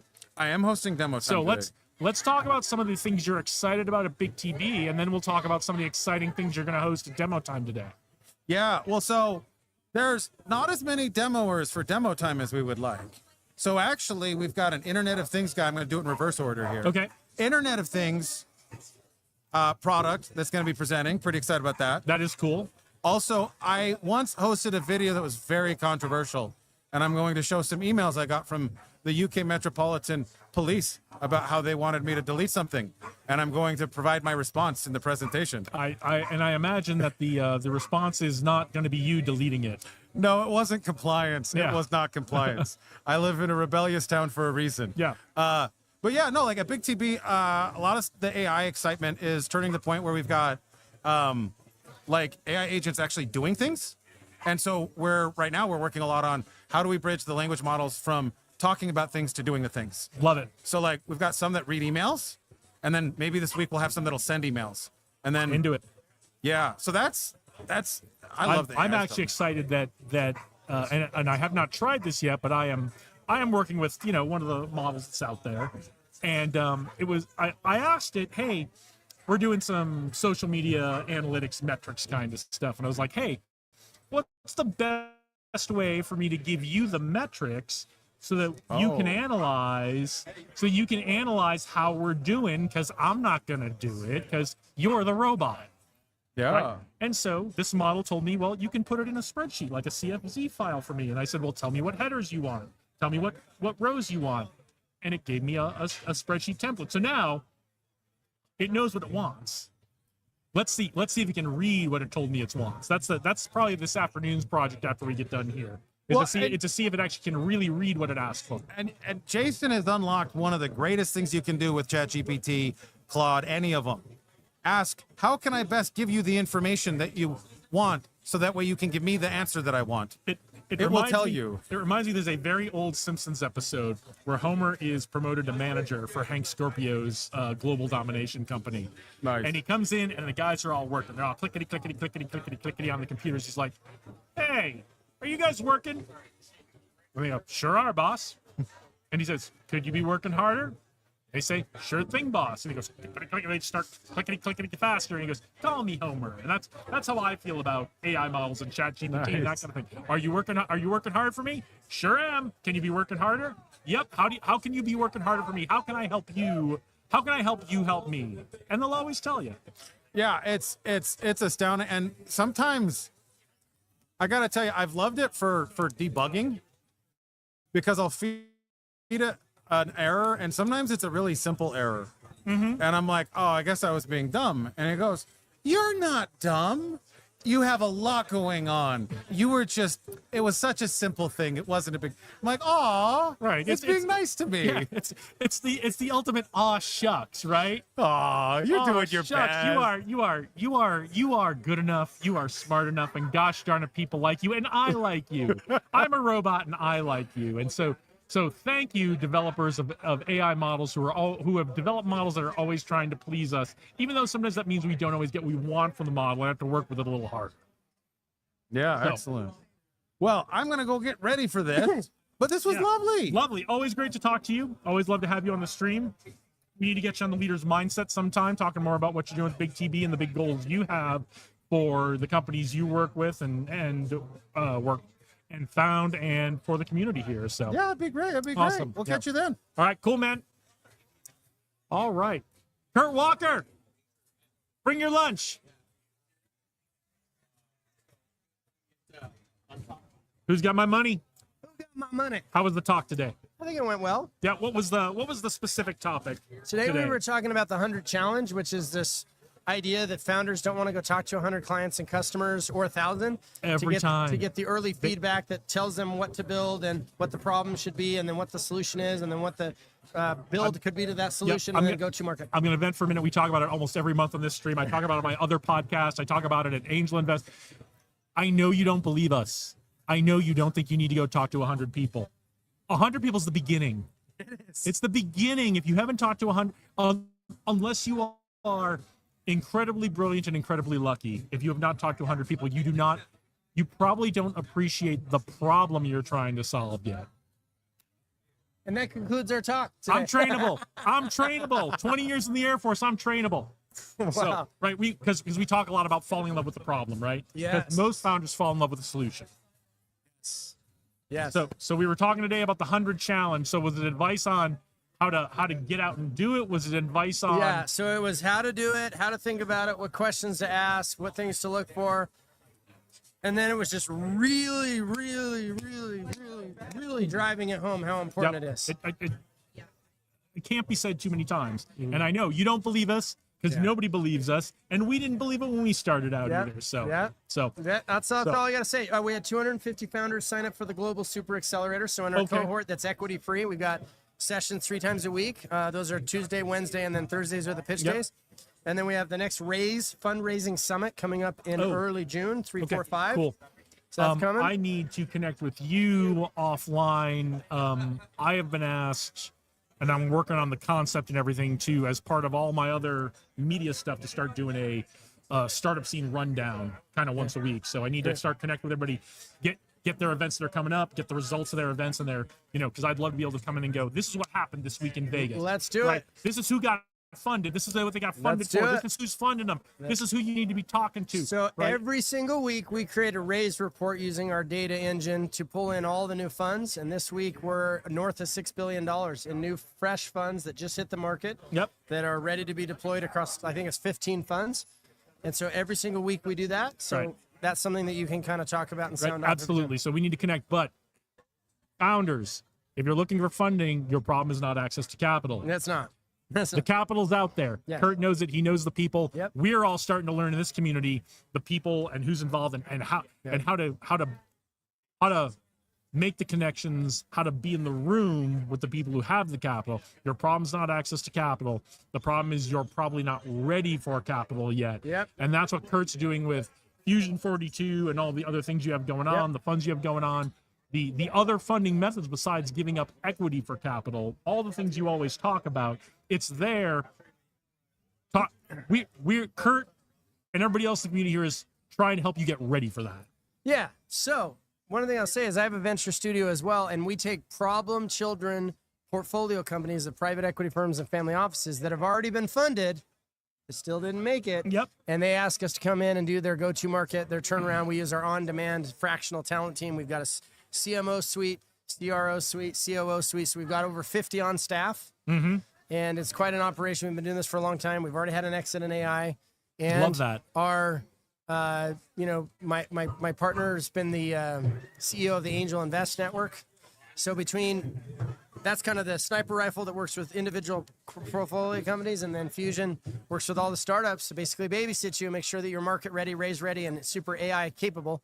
Yeah. Right. There's a process, there's a method to it. Yep. Right. Yep. Follow it. It Yes. works. It Absolutely. works. Absolutely. It works. It's not witchcraft. It's not magic. No, it's not. Why And don't you get Alicia next? Yeah, we will absolutely. I'll let you go eat your lunch. Okay. It's always always a pleasure. Thanks Thank you for so joining much, us, bud. Kurt. Yep. And we will connect up in the next few days. Alicia, come on, come talk to us about your trip.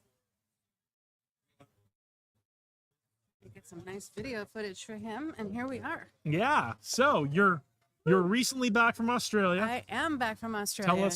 Tell us what you were doing in Australia and how it went. Australia was amazing, actually. So landed in Sydney and took advantage of almost everything that Australia had to offer in New South Wales. Just missed the cyclone, also, which was fascinating. Which is always good when you miss a Right. major weather event. Right. We just came out of Kurt's session of Who's Got My Money, and Yeah. the use of the wave was a big analogy for startups. So it was not an accident that that cyclone. I was hopeful that it was going to be named after me. It was Alfred or Albert instead of Mhm. Alicia, but whatever. Next time. Yeah, next time. Next devastating weather event. No, next rotation. Which you know what we all want. Next- You have a devastating weather event named after us. Yeah, exactly. Yeah, so no, Australia was fantastic. We're coming back, and we're happy to be back in Vegas for Tech Alley again. And of course, grateful to you guys as always for offering such a wonderful platform for us to spread our message and talk about everything that we're doing. And Always have it. So was it just Sydney you were in, or did you get to some other parts of Australia? no, this time it was Sydney. It was New South Wales. Well, Sydney is obviously inside New Mhm. South Wales, but then we did the Gold Coast as well and a couple of other Oh, very smaller nice. towns. Yeah, but the plan is to go back by the end of the year as well. So you caught the east side. I did. I caught You the caught east the east side. side, Got so- the east side. Got to go to see Surfers Paradise and all that right Yep. before the cyclone hit. So, it was still. you'll have to get back for the west side, I the western will. coast, and I then will. and if you're feeling really adventurous, we'll get you out to like Darwin up on the north coast. I know, right? Have you then I'll been do there? that. No, but that's the. It's amazing. Yeah, It's- that's the it is- plan. It is. It is like, I mean, I haven't been. It's been almost 20 years since I've been there. Really? But 20 years ago, it was like, I mean, look, we have modern conveniences, internet, and all that, but it was like something out of like the turn of the 20th century. Ah. It's so kind of untouched. It's, Yeah, yeah. It's an amazing place. Yeah, so. it was just It was just so beautiful. raw, so kind of like the Wild West, Yeah, right? yeah. Kind of like parts of Nevada here are. Yeah, totally. Had a lot of similarities to Nevada, minus the water. So, Yeah. The Darwin, Australia, just about everything in the water is poisonous and will kill a human being. You can't actually go in the ocean in Darwin, Australia. I don't. It doesn't surprise me. I feel like 20% of my trip was me going, "What was that?" Yeah. Everything was- Yeah, the birds, everything is bigger. everything on the Australian continent is designed to kill human beings. Yeah, and is very successful at it. And they are good at it. Yeah. Quite a number of the So, time. So so tell us what you were doing down in Australia. Tell us, because you're headed back out again somewhere soon, right? headed out soon. So the plan when I went to Australia actually was to collect love stories and obviously continue the mission of the Worldwide Love Story. And sometimes plans serve you what you need and not what you necessarily wanted. So yeah, it turned out to be almost like a self-development thing. Like it wasn't what I thought it was going to be, and so I just let it be what it was, which was a time to unplug and read a lot of books and Very nice.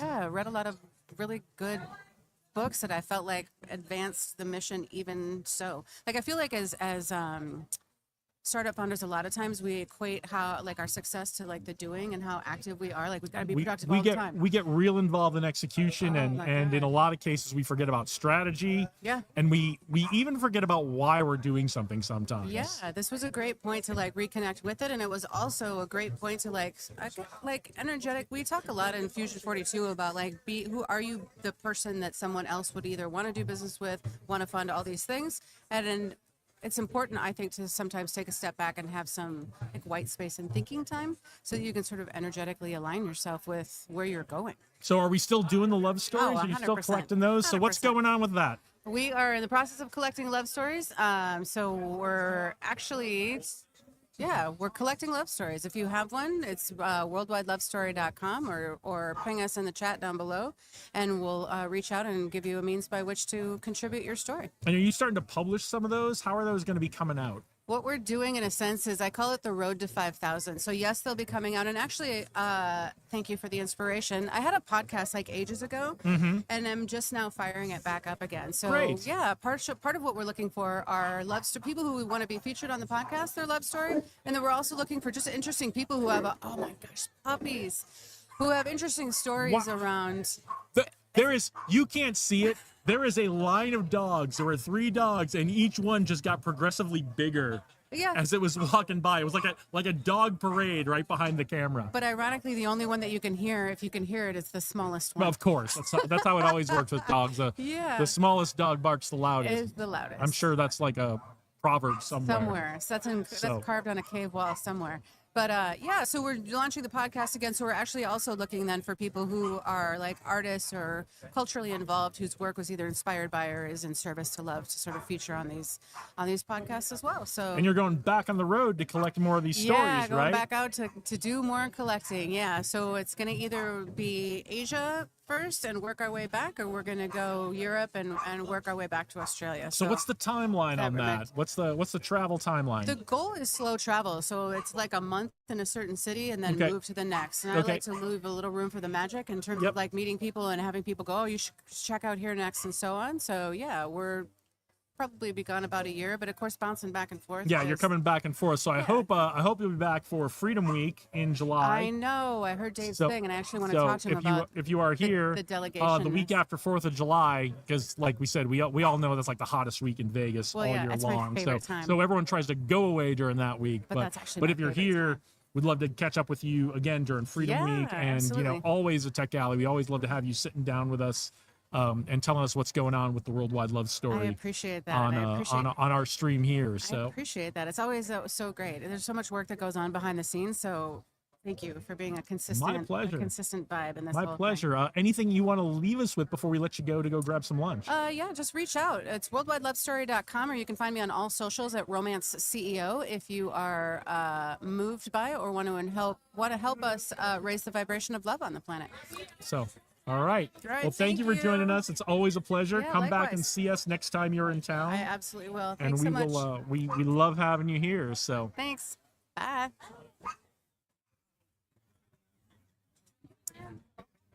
I think, I'm not 100% sure, but I think a bachelorette party parade just walked behind us. Walked behind you guys, not behind us.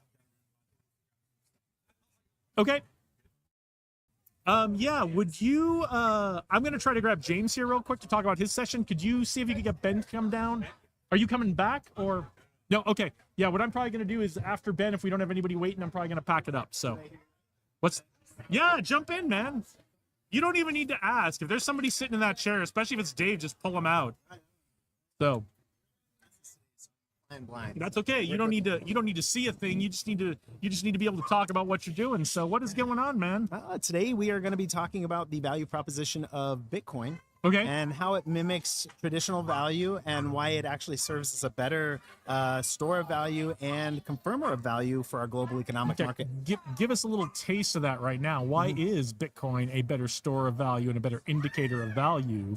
Because a lot of people, even this far into it, are still a little skeptical of crypto, skeptical of Bitcoin. And I think understanding the idea of value, which is a hard concept to really get people to grasp sometimes. And then why Bitcoin is a really good store of value, an indicator of value. Yeah, so the reason why Bitcoin is a good indicator of value is actually because of a few components. One is the social. I'm gonna move this a little closer. Sure. So people have always considered value to be whatever the populace says is valuable. I mean, we've even done extreme things in history, and we've seen tulips as valuable and a store of value. We've used seashells over time as a store of value, and obviously we use our resources and commodities as value. And so when we started to do these things, it was a way for us to track tangibly these items. Well, what happens when we use seashells and then there's a ton more seashells on the beach and you can flood the market with more seashells? You can lose track of that value. And so going to specific arenas where the value was captured, controlled, and accounted for started to become our norm, like gold, right? Like other precious metals. Like fiat currency, printing money, that kind of thing. Right. And fiat currency was a certificate for gold, right? And so we're slowly gravitating towards this world, this new digital world. And what we're finding is our old sources of value don't seem to fit in the square peg that the digital world is offering. And so how do we transmit value in a digital environment? We can't send blocks of gold through the internet. We can send value through bank to bank to bank, but what we're finding, there's these huge time delays and settlement problems and gatekeeping. And gatekeeping. People can shut off transactions. They can delay transactions. They are, in essence, controlling our money as a mediator. And Bitcoin, the revolution of Bitcoin, why it is becoming so valuable is because when people learn what it is, it's a true representative of value that is designed to operate on the internet. Yeah, that's the important thing to understand, right? Yeah. Things have value only because we say they have value. We perceive that. That's it, right? We think they have value. This is why I always say the market can't be wrong. Whether you're talking about the stock market, whether you're talking about the price of Bitcoin, whether you're talking about commodities, the market can't be wrong because it's what people's will decide is valuable today. Correct. And in the case of the stock market, in the case of Bitcoin, in the case of commodities markets, what will be valuable in the future. And so the important thing to understand about that is right now, we're starting to see other countries, continents, and people see Bitcoin as valuable more and more every day. And so when you consider global macroeconomic factors and our new government and our regime change and efficiency and the things that we're looking at, Bitcoin is starting to stand as a pillar that we can really utilize throughout our entire economy. And it really is, right? Really Because Bitcoin, 10 years ago, Bitcoin was at a certain place and it was up and down and up and down and up and down. Yeah. And it's still up and down and up and down, but in a much narrower band than it used to be, right? We also have to understand the logic behind the shifting. We've always been able to manipulate our fiat currency for stabilization. We can change rates. We can demotivate people to spend. We can motivate people to spend. We can print more money. And so we have these mechanisms that can control the actual price. But the truth is honest money fluctuates. When value goes in, it goes down. When value goes in, it goes up. When value goes down, it goes down. And so we have to actually retrain our brains to realize this is not a bug. It's an honesty feature that we're not used to seeing. And so when you have a cap supply and it's digital, it's decentralized, not controlled by any government, it can't be debased or claimed by anybody else when you're self-custodying it, Bitcoin starts to look like a very attractive option compared to everything else. And so this is what we're going to do today. We're going to teach about the value prospect of Bitcoin. We're going to talk about the supply. We're going to talk about how the encryption works, the decentralization component, and we're going to compare a whole bunch of other metrics to show people this is probably where money is moving worldwide. So Very we're gonna exciting. We're gonna get two things today in your talk, and your talk is at 2:45 today. 255 in the Journey 255 Gallery. in the Journey Gallery, which is behind this camera. Yep. If you're in Las Vegas and you're interested in Bitcoin specifically, crypto in general, come on down. We are at the corner of Charleston and Main. Taverna Castera is our main sponsor for this. They're providing lunch right now for everybody. It looks delicious, smells delicious. I'm gonna get that. And then they provide all the coffee and water. They're a wonderful sponsor, do a great job taking care of us here and making us feel welcome here at Tech Alley. They allow us to take over this little corner to do this live stream that we do for all of you guys. So we're going to get some philosophy, not just about Bitcoin and crypto, but philosophy about value, philosophy about exchange and money and what it really means in general, which is always great to get a little philosophy. But it sounds like you're going to get a little into the tech as well, of how the tech makes the philosophy real. Absolutely. And it is important because, we enter into this world and we're running so fast. We go to school, we learn, we get a job, but we're never really taught what money is, what it represents, and what it means for our long-term in the end stages of life. And so this is kind of what I try and hone in on. I really want people to understand their connection with the value they create in this world and why and how they can protect it. Because a lot of people, they make money, they don't realize it's actually part of their time, their essence, their soul. Yeah. And then they frivolously spend it and they don't realize why they're always struggling. We can stop this. We can help educate people. We can unite them and have them do things in a more meaningful way that will help perpetuate their life in a better fashion in the future. And Bitcoin, I think, is one of those models. I get that. Yeah, I've always been someone who's been good with money, just because I've always been kind of scared of like not having any. Yeah. But it wasn't until I started a business that I really started to understand like value, to really understand how money worked. And now it's not about being scared of not having money. It's about how do I make smart decisions with my money. So and that sounds like you're going to get into that today to help people make that shift of what value really means, what money really is. And you don't need to be scared about spending money or not having money if you understand these things and know how to make good choices. Exactly. About value, not about money. Bam. Right on, buddy. Love That's it. what we're going to be doing today. Yeah. All right. Well, thank you so much for joining us. Good luck with your talk. All right, man. Good to see you. Can't wait to see it. See you guys there. Hey, come on, jump on now. And then Ben, you'll be next. Hello. Hey, I didn't even get your name when we talked earlier. I'm Day. Day, I'm Jason. Very nice to meet you. Nice to meet you. So you have an event going on parallel to what we have going on here with Tech Alley today. Yes. And I wanted to make sure we got you on the stream because we're always telling people, come on down to Tech Alley. If you're in Vegas today and you're interested in tech, if you're interested in crypto and AI and coding and hardware technology and drones and all the things we talk about Tech Alley, you've got no reason not to come down here to Taverna Costera in downtown Las Vegas to talk about that. But you have an event going on today, and I want to make sure we tell people, if you're in Las Vegas, come down to this event. So what's your event all about, Day? So my event I'm is going to called, move this closer to you. of course, my event is called Earth Day. It's all about sustainable living. So we have a bunch of local creators here from fashion, art, jewelry.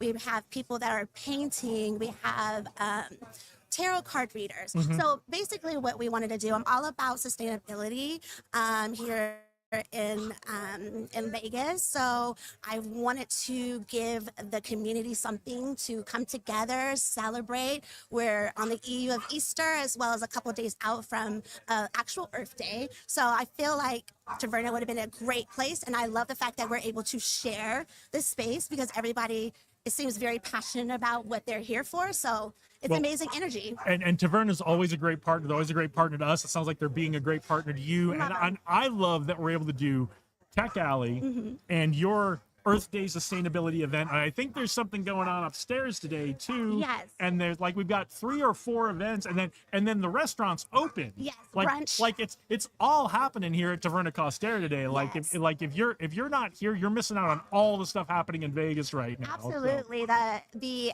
dining room is open right now. We have a DJ going on right now, as well as we'll have spoken word artists that are local as well as performers that will be coming out doing some original music. So it's all about a celebration of, love, fashion, art, music, everything that makes everybody feel good, and technology. Have you got any performers coming up today that you're really excited about that you want to make sure people know about or coming? Well, I am equally excited for all of the performers. They were handpicked by me, and Jan, she's an amazing resident performer here at Taverna. So I'm just really excited for everybody to come out and experience Earth Day and have fun, network, get to know your community, and support local. Okay, well, it was a pleasure to have you on the Thank stream. you. Is there anything you want to leave us with before you go? Yes, if you want to follow me on Instagram, Van Gaudy, that's VANGAUDY House, HAUS.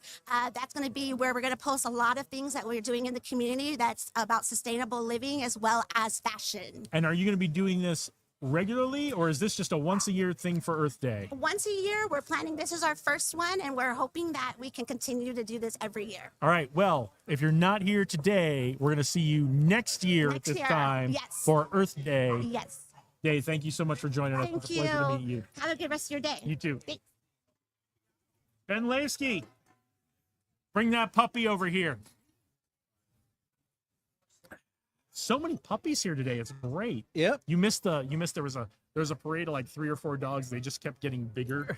Yeah, a couple of the bigger ones didn't take as kindly to this one. No. Yep. Were you starting trouble? Yeah. That little one over there is. Yeah. Anyway. Yeah. How are you? I am Sorry. great. I'm great. I'm doing my favorite thing, which is being on camera and getting lots of attention from the internet. So, right. But what have you been up to? It's been a little while since we've had you on the stream here and talked about what you have going on with Hunter Marketing and all the things you have going on. Well, we have our regular client work. We help all kinds of clients with their branding and strategy and to grow their audience, get more leads, that sort of thing. Yep. Become more known. Mm-hmm. And then we've got our projects that we plug away on. We've got a business calendar for the city called Network.Vegas. Our tech calendar is Tech.Vegas. Yep. Check those out. I try to share those whenever they come across my LinkedIn or my Instagram. I try to share those whenever I get the opportunity. So yeah, it's a lot harder to keep track of all the things going on in Las Vegas because it's a wonderful problem because there's so many things. Lots of so things many going great on. things going Lots on. of things going on, and the crazy things. There's more things going on than we know about, right? Oh yeah. Especially in tech, there's so many things going on, and we're trying to bring this community together. Not to like centralize it, but just like we just want everyone to know about what's going on, and we want everybody to go to everybody's stuff, right? So well, connection leads to good things. Yeah, absolutely. And growth. So it's extremely hard to know everybody that's doing great work, and that's a wonderful problem to have. Yeah, exactly. So if you are involved in tech and you're watching and you don't know Ben, like let's get you to get to know Ben so Ben can start putting your stuff on his calendar, on the tech calendar or the business calendar, the networking calendar, all that kind of stuff. Whatever you're into, get to know Ben so we can put you on the calendar because we really want to get all the amazing folks who are here today at Tech Alley and all the other amazing folks we know coming to your stuff. Yeah. One thing that we always are surprised by, our Network Vegas and Tech Vegas both have directories of local resources. So aside from the calendar side of it, we try and list out all the organizations that are doing great work. Network Vegas has 100 professional associations just in Las Vegas, over 20 chambers, and we've got more to add to both of those lists. There's so many groups that are trying to bring people together and do great work. And it makes me feel good to have this problem to solve. Yeah, it's a high quality problem, right? We have so many great things happening that it's like a problem making sure everybody knows about it. Yeah, so it's a from the high quality outside, problem. we're the Strip and some mountains. That's really not Las Vegas. You're scratching the surface. That's it. That's it. If you visited Las Vegas and the only place you've been is the Strip or Fremont Street, there's a lot more depth and excitement going on here. So if you are coming to Las Vegas, schedule your trip for the 3rd Saturday of the month so you can come down and join us here at Tech Alley, meet great folks like Ben. We just had Day on, we just had James on, we've had Dave Berlin in and out all morning, we had Jackson on. We had Josh Stacy on talking about what's coming up at demo time and all the great things he's doing with Big TB and trying to create 1,000 startups, right? So lots of great stuff. What is, because you've got all the calendars, what is coming up that you're excited about? Well, today, I'd be remiss if I didn't mention WrestleMania. I mean, when you think Las Vegas, you think WrestleMania. I mean, that's the first thing that I think of when I think of Las Vegas. So The governor's office has a great summit coming up in May. Yes. That's a great one. In the summer, usually in August, the LVGEA usually has one of their big events of the year. Yep. Where you Mm-hmm. get like a picture of what's going on at the highest level. But usually draws about 800-900 people. Yep. For that. And Yeah, inside I haven't heard if that's been scheduled yet or not, but that's always a good event. I think they have a save the date, but yeah, all the details will come out. That's one I look forward to every year.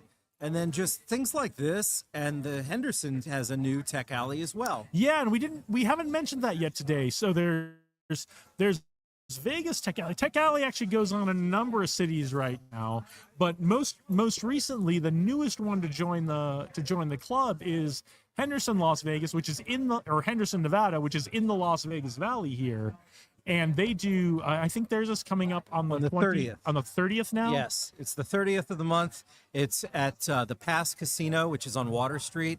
If you haven't been to Water Street in a while, Water Street has grown tremendously. It's become very cool, yeah. Yeah, it was always charming and it was always kind of neat, but the new stuff that's going on there is a lot of fun. Yeah, don't sleep on Water Street. There's a lot of good stuff going on there. So, Yeah. And Tech Alley Henderson, just one of them. So, yep. So, yeah, I'm looking forward to that. I have to look at my calendar. I thought it was the 29th. If it's the 30th, I have to take a look and see if I can make it. But if I can make it, I'll be there. It's a great event. So, I spoke at it a couple months ago. It was a lot of fun. So, Yep. So, what else? Now we're just working on, a whole bunch of client work. We're working on a new directory for conventions. Okay. And that's coming out soon. That's gonna keep you busy. There's a lot of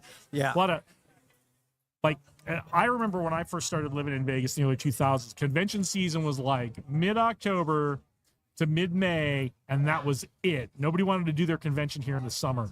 And then now there are big conventions, little conventions, tiny conventions, medium-sized conventions, conventions for everything all year long. Just about any day of the week, there's some convention here in Las Vegas all year long. Mm-hmm.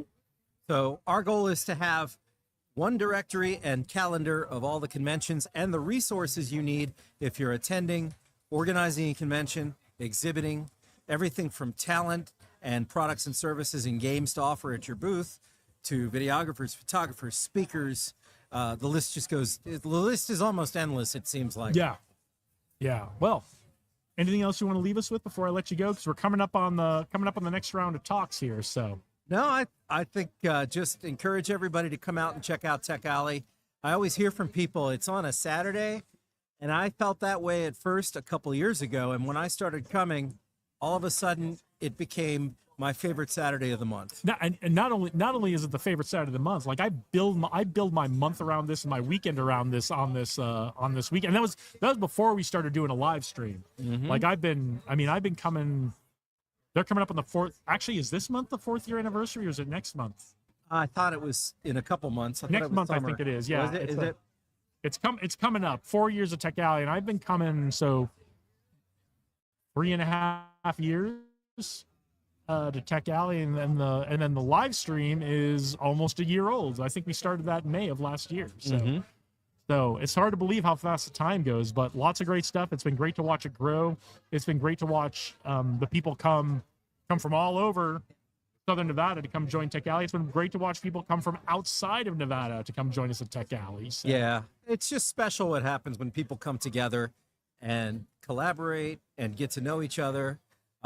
Just the unintended second and third order consequences are so positive and fun. Yep. Businesses have gotten built here at Tech Alley. Businesses have gotten funded here at Tech Alley. It's really been a great rallying point for the tech community here. So all right. And I congratulate you on the great work you're doing. I don't know if we're doing great work, but we're doing some work and we're having fun doing it, and that's what's really important. So good stuff. But right. Yeah, we enjoyed it. Thanks for joining us today, Ben. Always good to see you. So is there someone I need to tag in?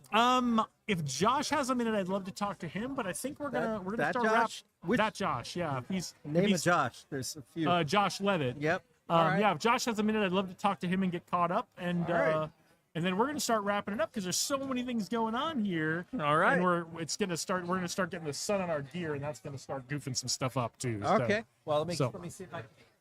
talking into it. Yeah.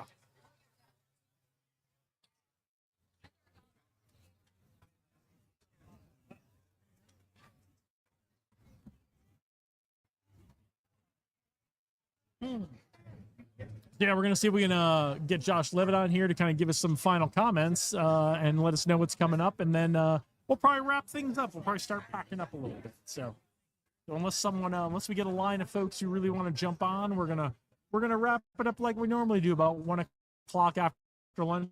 Let people get to the sessions, and hopefully you will come down and join some of the sessions today, or come join us at next month's Tech Alley. Remember, it's the third Saturday of every month. We're always here at the corner of Charleston and Main at Taverna Costera. Is the center of everything that's going on. They're our amazing sponsor. They provide lunch for everybody who registers for Tech Alley. They provide coffee for every attendee. They provide water for every attendee. We have they just take such good care of us. They put up with our nonsense and let us shoot our little live stream podcast here every month, as well as Josh puts up with our nonsense every month to let us do our live stream. So come on, have a seat, Josh. Let's get caught up. I don't want to take too much of your time. I know the next round of talks is coming up, but before we wrap up for the day, I wanted to catch up with you. And Ben and I were just talking. Is next month the 4th anniversary of Tech Alley? See, May. Was it May? I'm confusing myself. I think it is. Yeah, I think so. Right? We're coming up on, because I remember last year. I think our first month doing the live stream last year was the May Tech Alley last year, and it coincided just kind of coincidentally with the it has to with be. the 3rd anniversary. You know, it's so crazy. And it was a great way to kick off doing the live stream to have 3rd anniversary festivities. You know, So- today's such a wild day. My brain is all over the place. It's insane here, right? There's like 5 events going on here, and it's all going swimmingly. It's all going really Yeah. smoothly. And so I'm forgetting things, but it was May. Yeah, it was May. 4 years.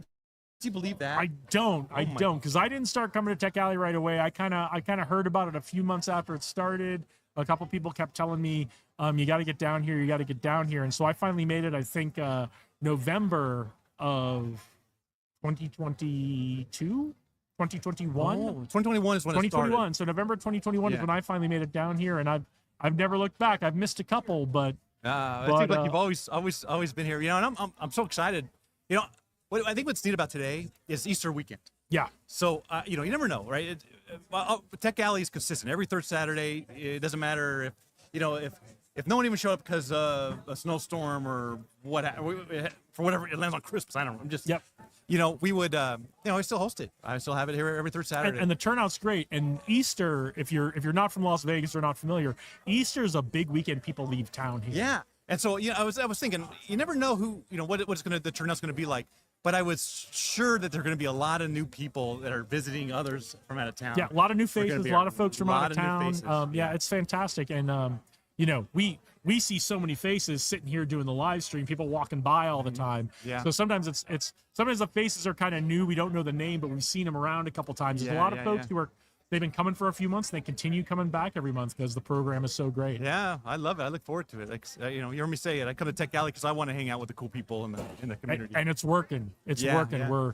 We're getting those startup founders, the ones who've been here with their startup for a couple years doing great things. They're starting to come to Tech Alley and come to the event and getting to know and getting into the mix with the other folks here. It's really great. So what do you think?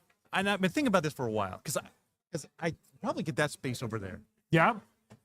I mean, having some booths and some vendors and some more interaction like we're having here, I think would work really well. I think that would be really fantastic if we, you had like the expo, yeah, where people could get a booth, and especially there are on this stream we talk to a lot of startup founders, we talk to investors, we talk to the tech folks. But there are also a lot of folks who have businesses who support tech businesses, and having that little expo, some of those booths, some of those I think it'd be tables huge. would be really great for people who, whether they do accounting services, whether they do payroll services, Right, whether right. they do business services, whether they do coaching or mentoring or whatever service they provide. It would be really great. And what you guys can't see, there's the courtyard over there where we usually do lunch. Lunch is upstairs on the roof deck, which is also a beautiful place. But there's this whole courtyard over here as well that you guys probably caught a little bit of it when we had the announcements earlier. But there's this whole open space here, and sometimes there are big events with like expos and booths and that kind of stuff. So yeah, I think if people are interested in doing more at Tech Alley, and Dave and I were talking about this earlier. I remember when it started, we were kind of here in the courtyard and in the theater and a couple of rooms over in the Art Square building, and now we're spreading into the NFT gallery, and we're like spreading out further and taking over, and in a good way. Nobody's complaining. Everybody's like, more and more. We want more Tech Alley. We want more talks.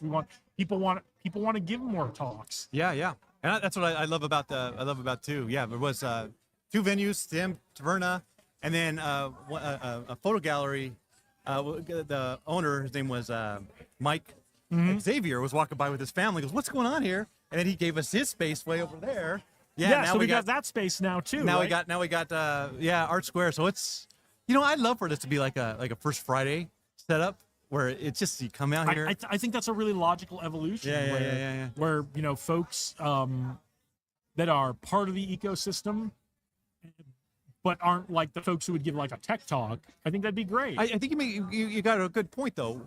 Why not have people to find resources? Every startup has, those needs, right? Hey, manufacturing or even services like attorney. I know that we got if only we knew a 3D printing company, right? A two-sided marketplace 3D printing company that could set up a booth here and people could say, "Oh, you guys can make my prototypes." 100%. That and accounting, life insurance, whatever, right? Health insurance. Everything that says, "All right, I at least want to learn, or at least want to know where these services are without shopping." Or I don't know. We can talk more about that. But what's so important in business, and you know this, and I know this, is you can go look online for any one of these companies, but you want a relationship with the person, some kind of relationship with the person that you're going to do business with. Yeah. Whether it's someone who prints swag for you, whether it's someone who 3D prints your prototype, or is the marketplace for your prototype, or one of the things that we were talking about earlier is there's a lot of developers here, right? Oh yeah. There's a lot of developers who are kind of between jobs and like talking to people here and kind of feeling out what's the next project they want to work on. They're not here because they need a job. They're here because I want to talk to people and see what's going on and see if there's any projects going on in town that would be a good fit for me. And I think too, so you mix that in there with startups that want to show off what they're doing. Yeah. So people can see, within the entire community. Because what I love about, so when we first came to this area, the big concern with the businesses here was that everybody was going south.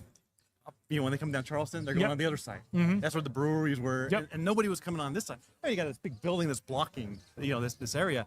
Now you look around, and it's a hangout. Yeah, absolutely. Area. So it's a good way to introduce. And people are coming here for this. Oh yeah, you got this too. But I was gonna say it'd be a great way to, even if we use that yard, to continue introducing people to the tech and startup scene that's happening here. Right? You hear me. I say this every time I think I'm on the show. That there should be a slogan here in Vegas called "I had no idea," because everybody says I had no idea that that existed or that you had people this say scene that here. every day. I say it, and I grew up here, right? Yeah. It's more of a way to grab this crowd. I mean, what's weird is when I was a kid, this was like the scary part of town. Oh yeah, when I lived here 20 years ago when I was stationed in the Air Force. Yeah. If you went downtown Las Vegas at all, it was only to Fremont Street and only under the big canopy. You never went to, never mind at night, during the day. This was not a part of town you came to. No. And my wife always got tired of the story. I tell her I was in high school, I was dropping a friend off at his house over here. They were shooting. You're like, get out, dude, we got to go. But now, I mean, you look around and it's a really neat hangout. And it's a lot of traffic, and it would be really good for these folks to see, what the heck is what's going on in Vegas, because people do sometimes just mosey in here and they go, I had no idea that you guys had a tech scene here, and next thing you know, they're finding their CTO, out of the crowd. Yeah. I think there's a really cool way to expand this again, promote what the heck is happening in Vegas, and I think it's a really logical evolution. I'd love to see it. I'd love to see this summer. A bunch of booths out here, or a bunch of tables. Maybe not in the summer. Maybe bring your canopies. I guess. See if we can do this by next month. That would be really cool. Yeah, but as far as Tech Alley is going, man, it's expanding good. Like I said, a lot of new faces. Henderson is, Lorraine is killing it. She's crushing it. Yeah. That's such a great program. I couldn't make last month, but I spoke in February, I think it was. Such a great event, and it's a really focused crowd. They are are there. They are like, we're here to learn, we're here to network. They are focused at that one. Yeah, and she's got the right formula, and that's what I always said is you can't. Tech Alley's not a cookie cutter. You can't take Vegas's model, make it work somebody else. Right, and that's the amazing thing, right? You can't take the downtown Las Vegas Tech Alley model and just lock, stock, and barrel cookie cutter that over to Henderson. Yeah. Henderson had to find their own way to do it. They had their own needs and their own goals. And in that one, it was like, let's create activity, let's bring people together, and let's service the crowd or the group of folks that can't do it on the Saturdays. Yeah. And honestly, I was like, no, let's try to mold it in. 'Cause I didn't want like two Tech Alley events competing. I'm pulling the community apart, like split it. And so I was a little worried about that because you heard things that happened to other technology events in the past like that. And so I was like, eventually we'll bring it all on Saturday. And she was like, no, I think this is the right path. And then I started, looking at the data and crowds, and no, it doubled the amount of participation in Vegas. Yeah, it's great. It fed the group that couldn't make it on Saturdays. And again, was looking for more of that casual sort of conversation, not casual, but learn like environment like that. And it improved the experience for everybody. So it's really, really cool. It goes back to, man, maybe I don't know everything. Yeah. Leave it to the leader Hey, of let's- the let's, chapter. They're the ones that have the We're all vision of figuring it out together. Yeah, And you know what? If it stops working, we'll all figure it out together. Right? Yeah, that's what I love about it. It's community run. So yeah. What are you excited for coming up for the afternoon sessions here? Well, there's new. So every month we have like one guest speaker. So we have one session that we leave open for somebody that is going to can take it. And this one is Bill Wright. He's I think it's called Safeco AI. It's a car company, or he creates a gadget that turns your car into a self-driving, car. And he's speaking about fundraising, and I think he called it "Get Out of the Clown Race" or "Get Out of Clown Town." Yeah, Get Out of Clown Town. I was wondering what that one was about. Yeah. When they did announcements earlier. Did he speak? I wish he would have spoke here. No, he didn't. I think James was talking about it. Okay. But they did announce it that was the name of it. Yeah, and so he's actually he has a startup, and they actually are here in this area too, Oh, really? Which is another really cool thing, that this sort of area has turned into this startup. This is what's great about Tech Alley is we are like involved in the tech scene here. Yeah. And there's a tech company just a couple blocks over we didn't even know about. Yeah, and so it created this like place for technology companies to come and startups to come to, which is I love cool. it. And So many great things happening in town here. And now. so I'm eager to hear his presentation. All the speakers are doing great. You spoke to Jackson. He's the one that always pulls in a ton of folks. We got Kurt on for a couple minutes to give us some highlights from this morning. You have the UXUI meetup, which is another really fun, interactive and meetup in the afternoons. You have Lee Jackson with their Youth Hour, which is a good way to interact with the Youth Hour is always great with Lee and Elias. You got the two software development ones, Sin City Programmers and Python is about to start. You got James with his James was blockchain. on telling us what he's going to talk about today with the Bitcoin. So yeah, and then you have SEO one. Yeah, which I think is a really great addition because it's SEO is so important, and even as a founder or an entrepreneur, you can't ignore it. And you may not be doing it yourself, but Eric really brings a lot of what do you need to know about as a founder or business owner. Yeah. So that you can be smart about bringing the right people in to help you with SEO. So he audited the Tech Alley site. Did I ever tell you? We talked about that a couple months ago. Yeah, and originally I think it was a few months ago, maybe 6 months ago. I was just moving the site over to Wix, and it was having lots of trouble, right? And so it's a total redesign. I had to learn Wix and all the things behind it. And he looked at it, he goes, man, it's not looking good. And he told me a couple things. He said it needs to be faster. And so anyway, it's a little bit of information he gave me. I was able to make those adjustments, focus on those adjustments. Yep. And try to get a little more traffic to it, and just make the user experience better. it worked, right? His next audit, he said, because I watched it, if the audit says no, we post all the made-ups on YouTube, so you can watch them. Mhm. And he presented on Tech Alley, and he said, the ratings have gone up tremendously. That's awesome. And but anyway, I took his feedback, and I watch these videos. I hear people's thoughts, and I think that's one of my superpowers. Is I go, let me give something a shot. What do I know? This person's the expert. And, Yeah. it seems to improve things. It's always giving me valuable advice. Yeah, so. yeah, and it helped the Tech Alley cycle, up in rankings and so on. So yeah, his is a great one. I appreciate him doing the audits for it, and so overall, I mean, it's just a great day. I'm super excited that so many people are here, and I've met so many cool folks already. It's been a great day. It's been a great day today. I know it's going to continue to be great in the future. We got the 4th anniversary coming up. Yeah. And, some what are we big- gonna do for that? Well, it sounds like we're going to do a little expo here. So I'm gonna have some ice. I'm gonna have ice. I'm gonna invite. Hopefully they make it. Do you remember that group? It's called. Oh shoot! The Bear Ice Cream. Yes. I don't remember. the name. Honey Bear. Yes. And they have that great ice cream locally here in Vegas, and they have like the alcohol ice cream too. Yes. So maybe I'll see if they'll come down and join us for the celebration. I That'd be hope really so. cool. Well, anything you want to leave us with before we wrap it up? No, I appreciate you doing this. I love doing it. This is a privilege for me that you will let me do my nonsense on camera for your event. I so. watched all the sessions and this during the week as they come up, and I tell you, I enjoy hearing all the guests that are coming here. And Yeah, I mean that's my favorite thing about this is there's so many great stories here, and there's only so many talks. But we can get people on here for a few minutes. Yeah. As many people as we can every month on for a few minutes talking about their startup or their event or their business or just what they're looking for, what they want to help people with in the community. And I love the opportunity that you give us to do that and to share Tech Alley beyond this corner of the world. Heck So yeah, man. All right. Well, So- hey, thank you so all much right, for thank everything. you. Yeah. So- I'll talk to you soon. We'll see you. We'll see you next month. And we will see all of you next month. We are going to start wrapping it up here. It is always great for you to have you watch us here. I hope we're still going out. There's always unique tech challenges of doing things outside in Las Vegas as the weather gets warmer.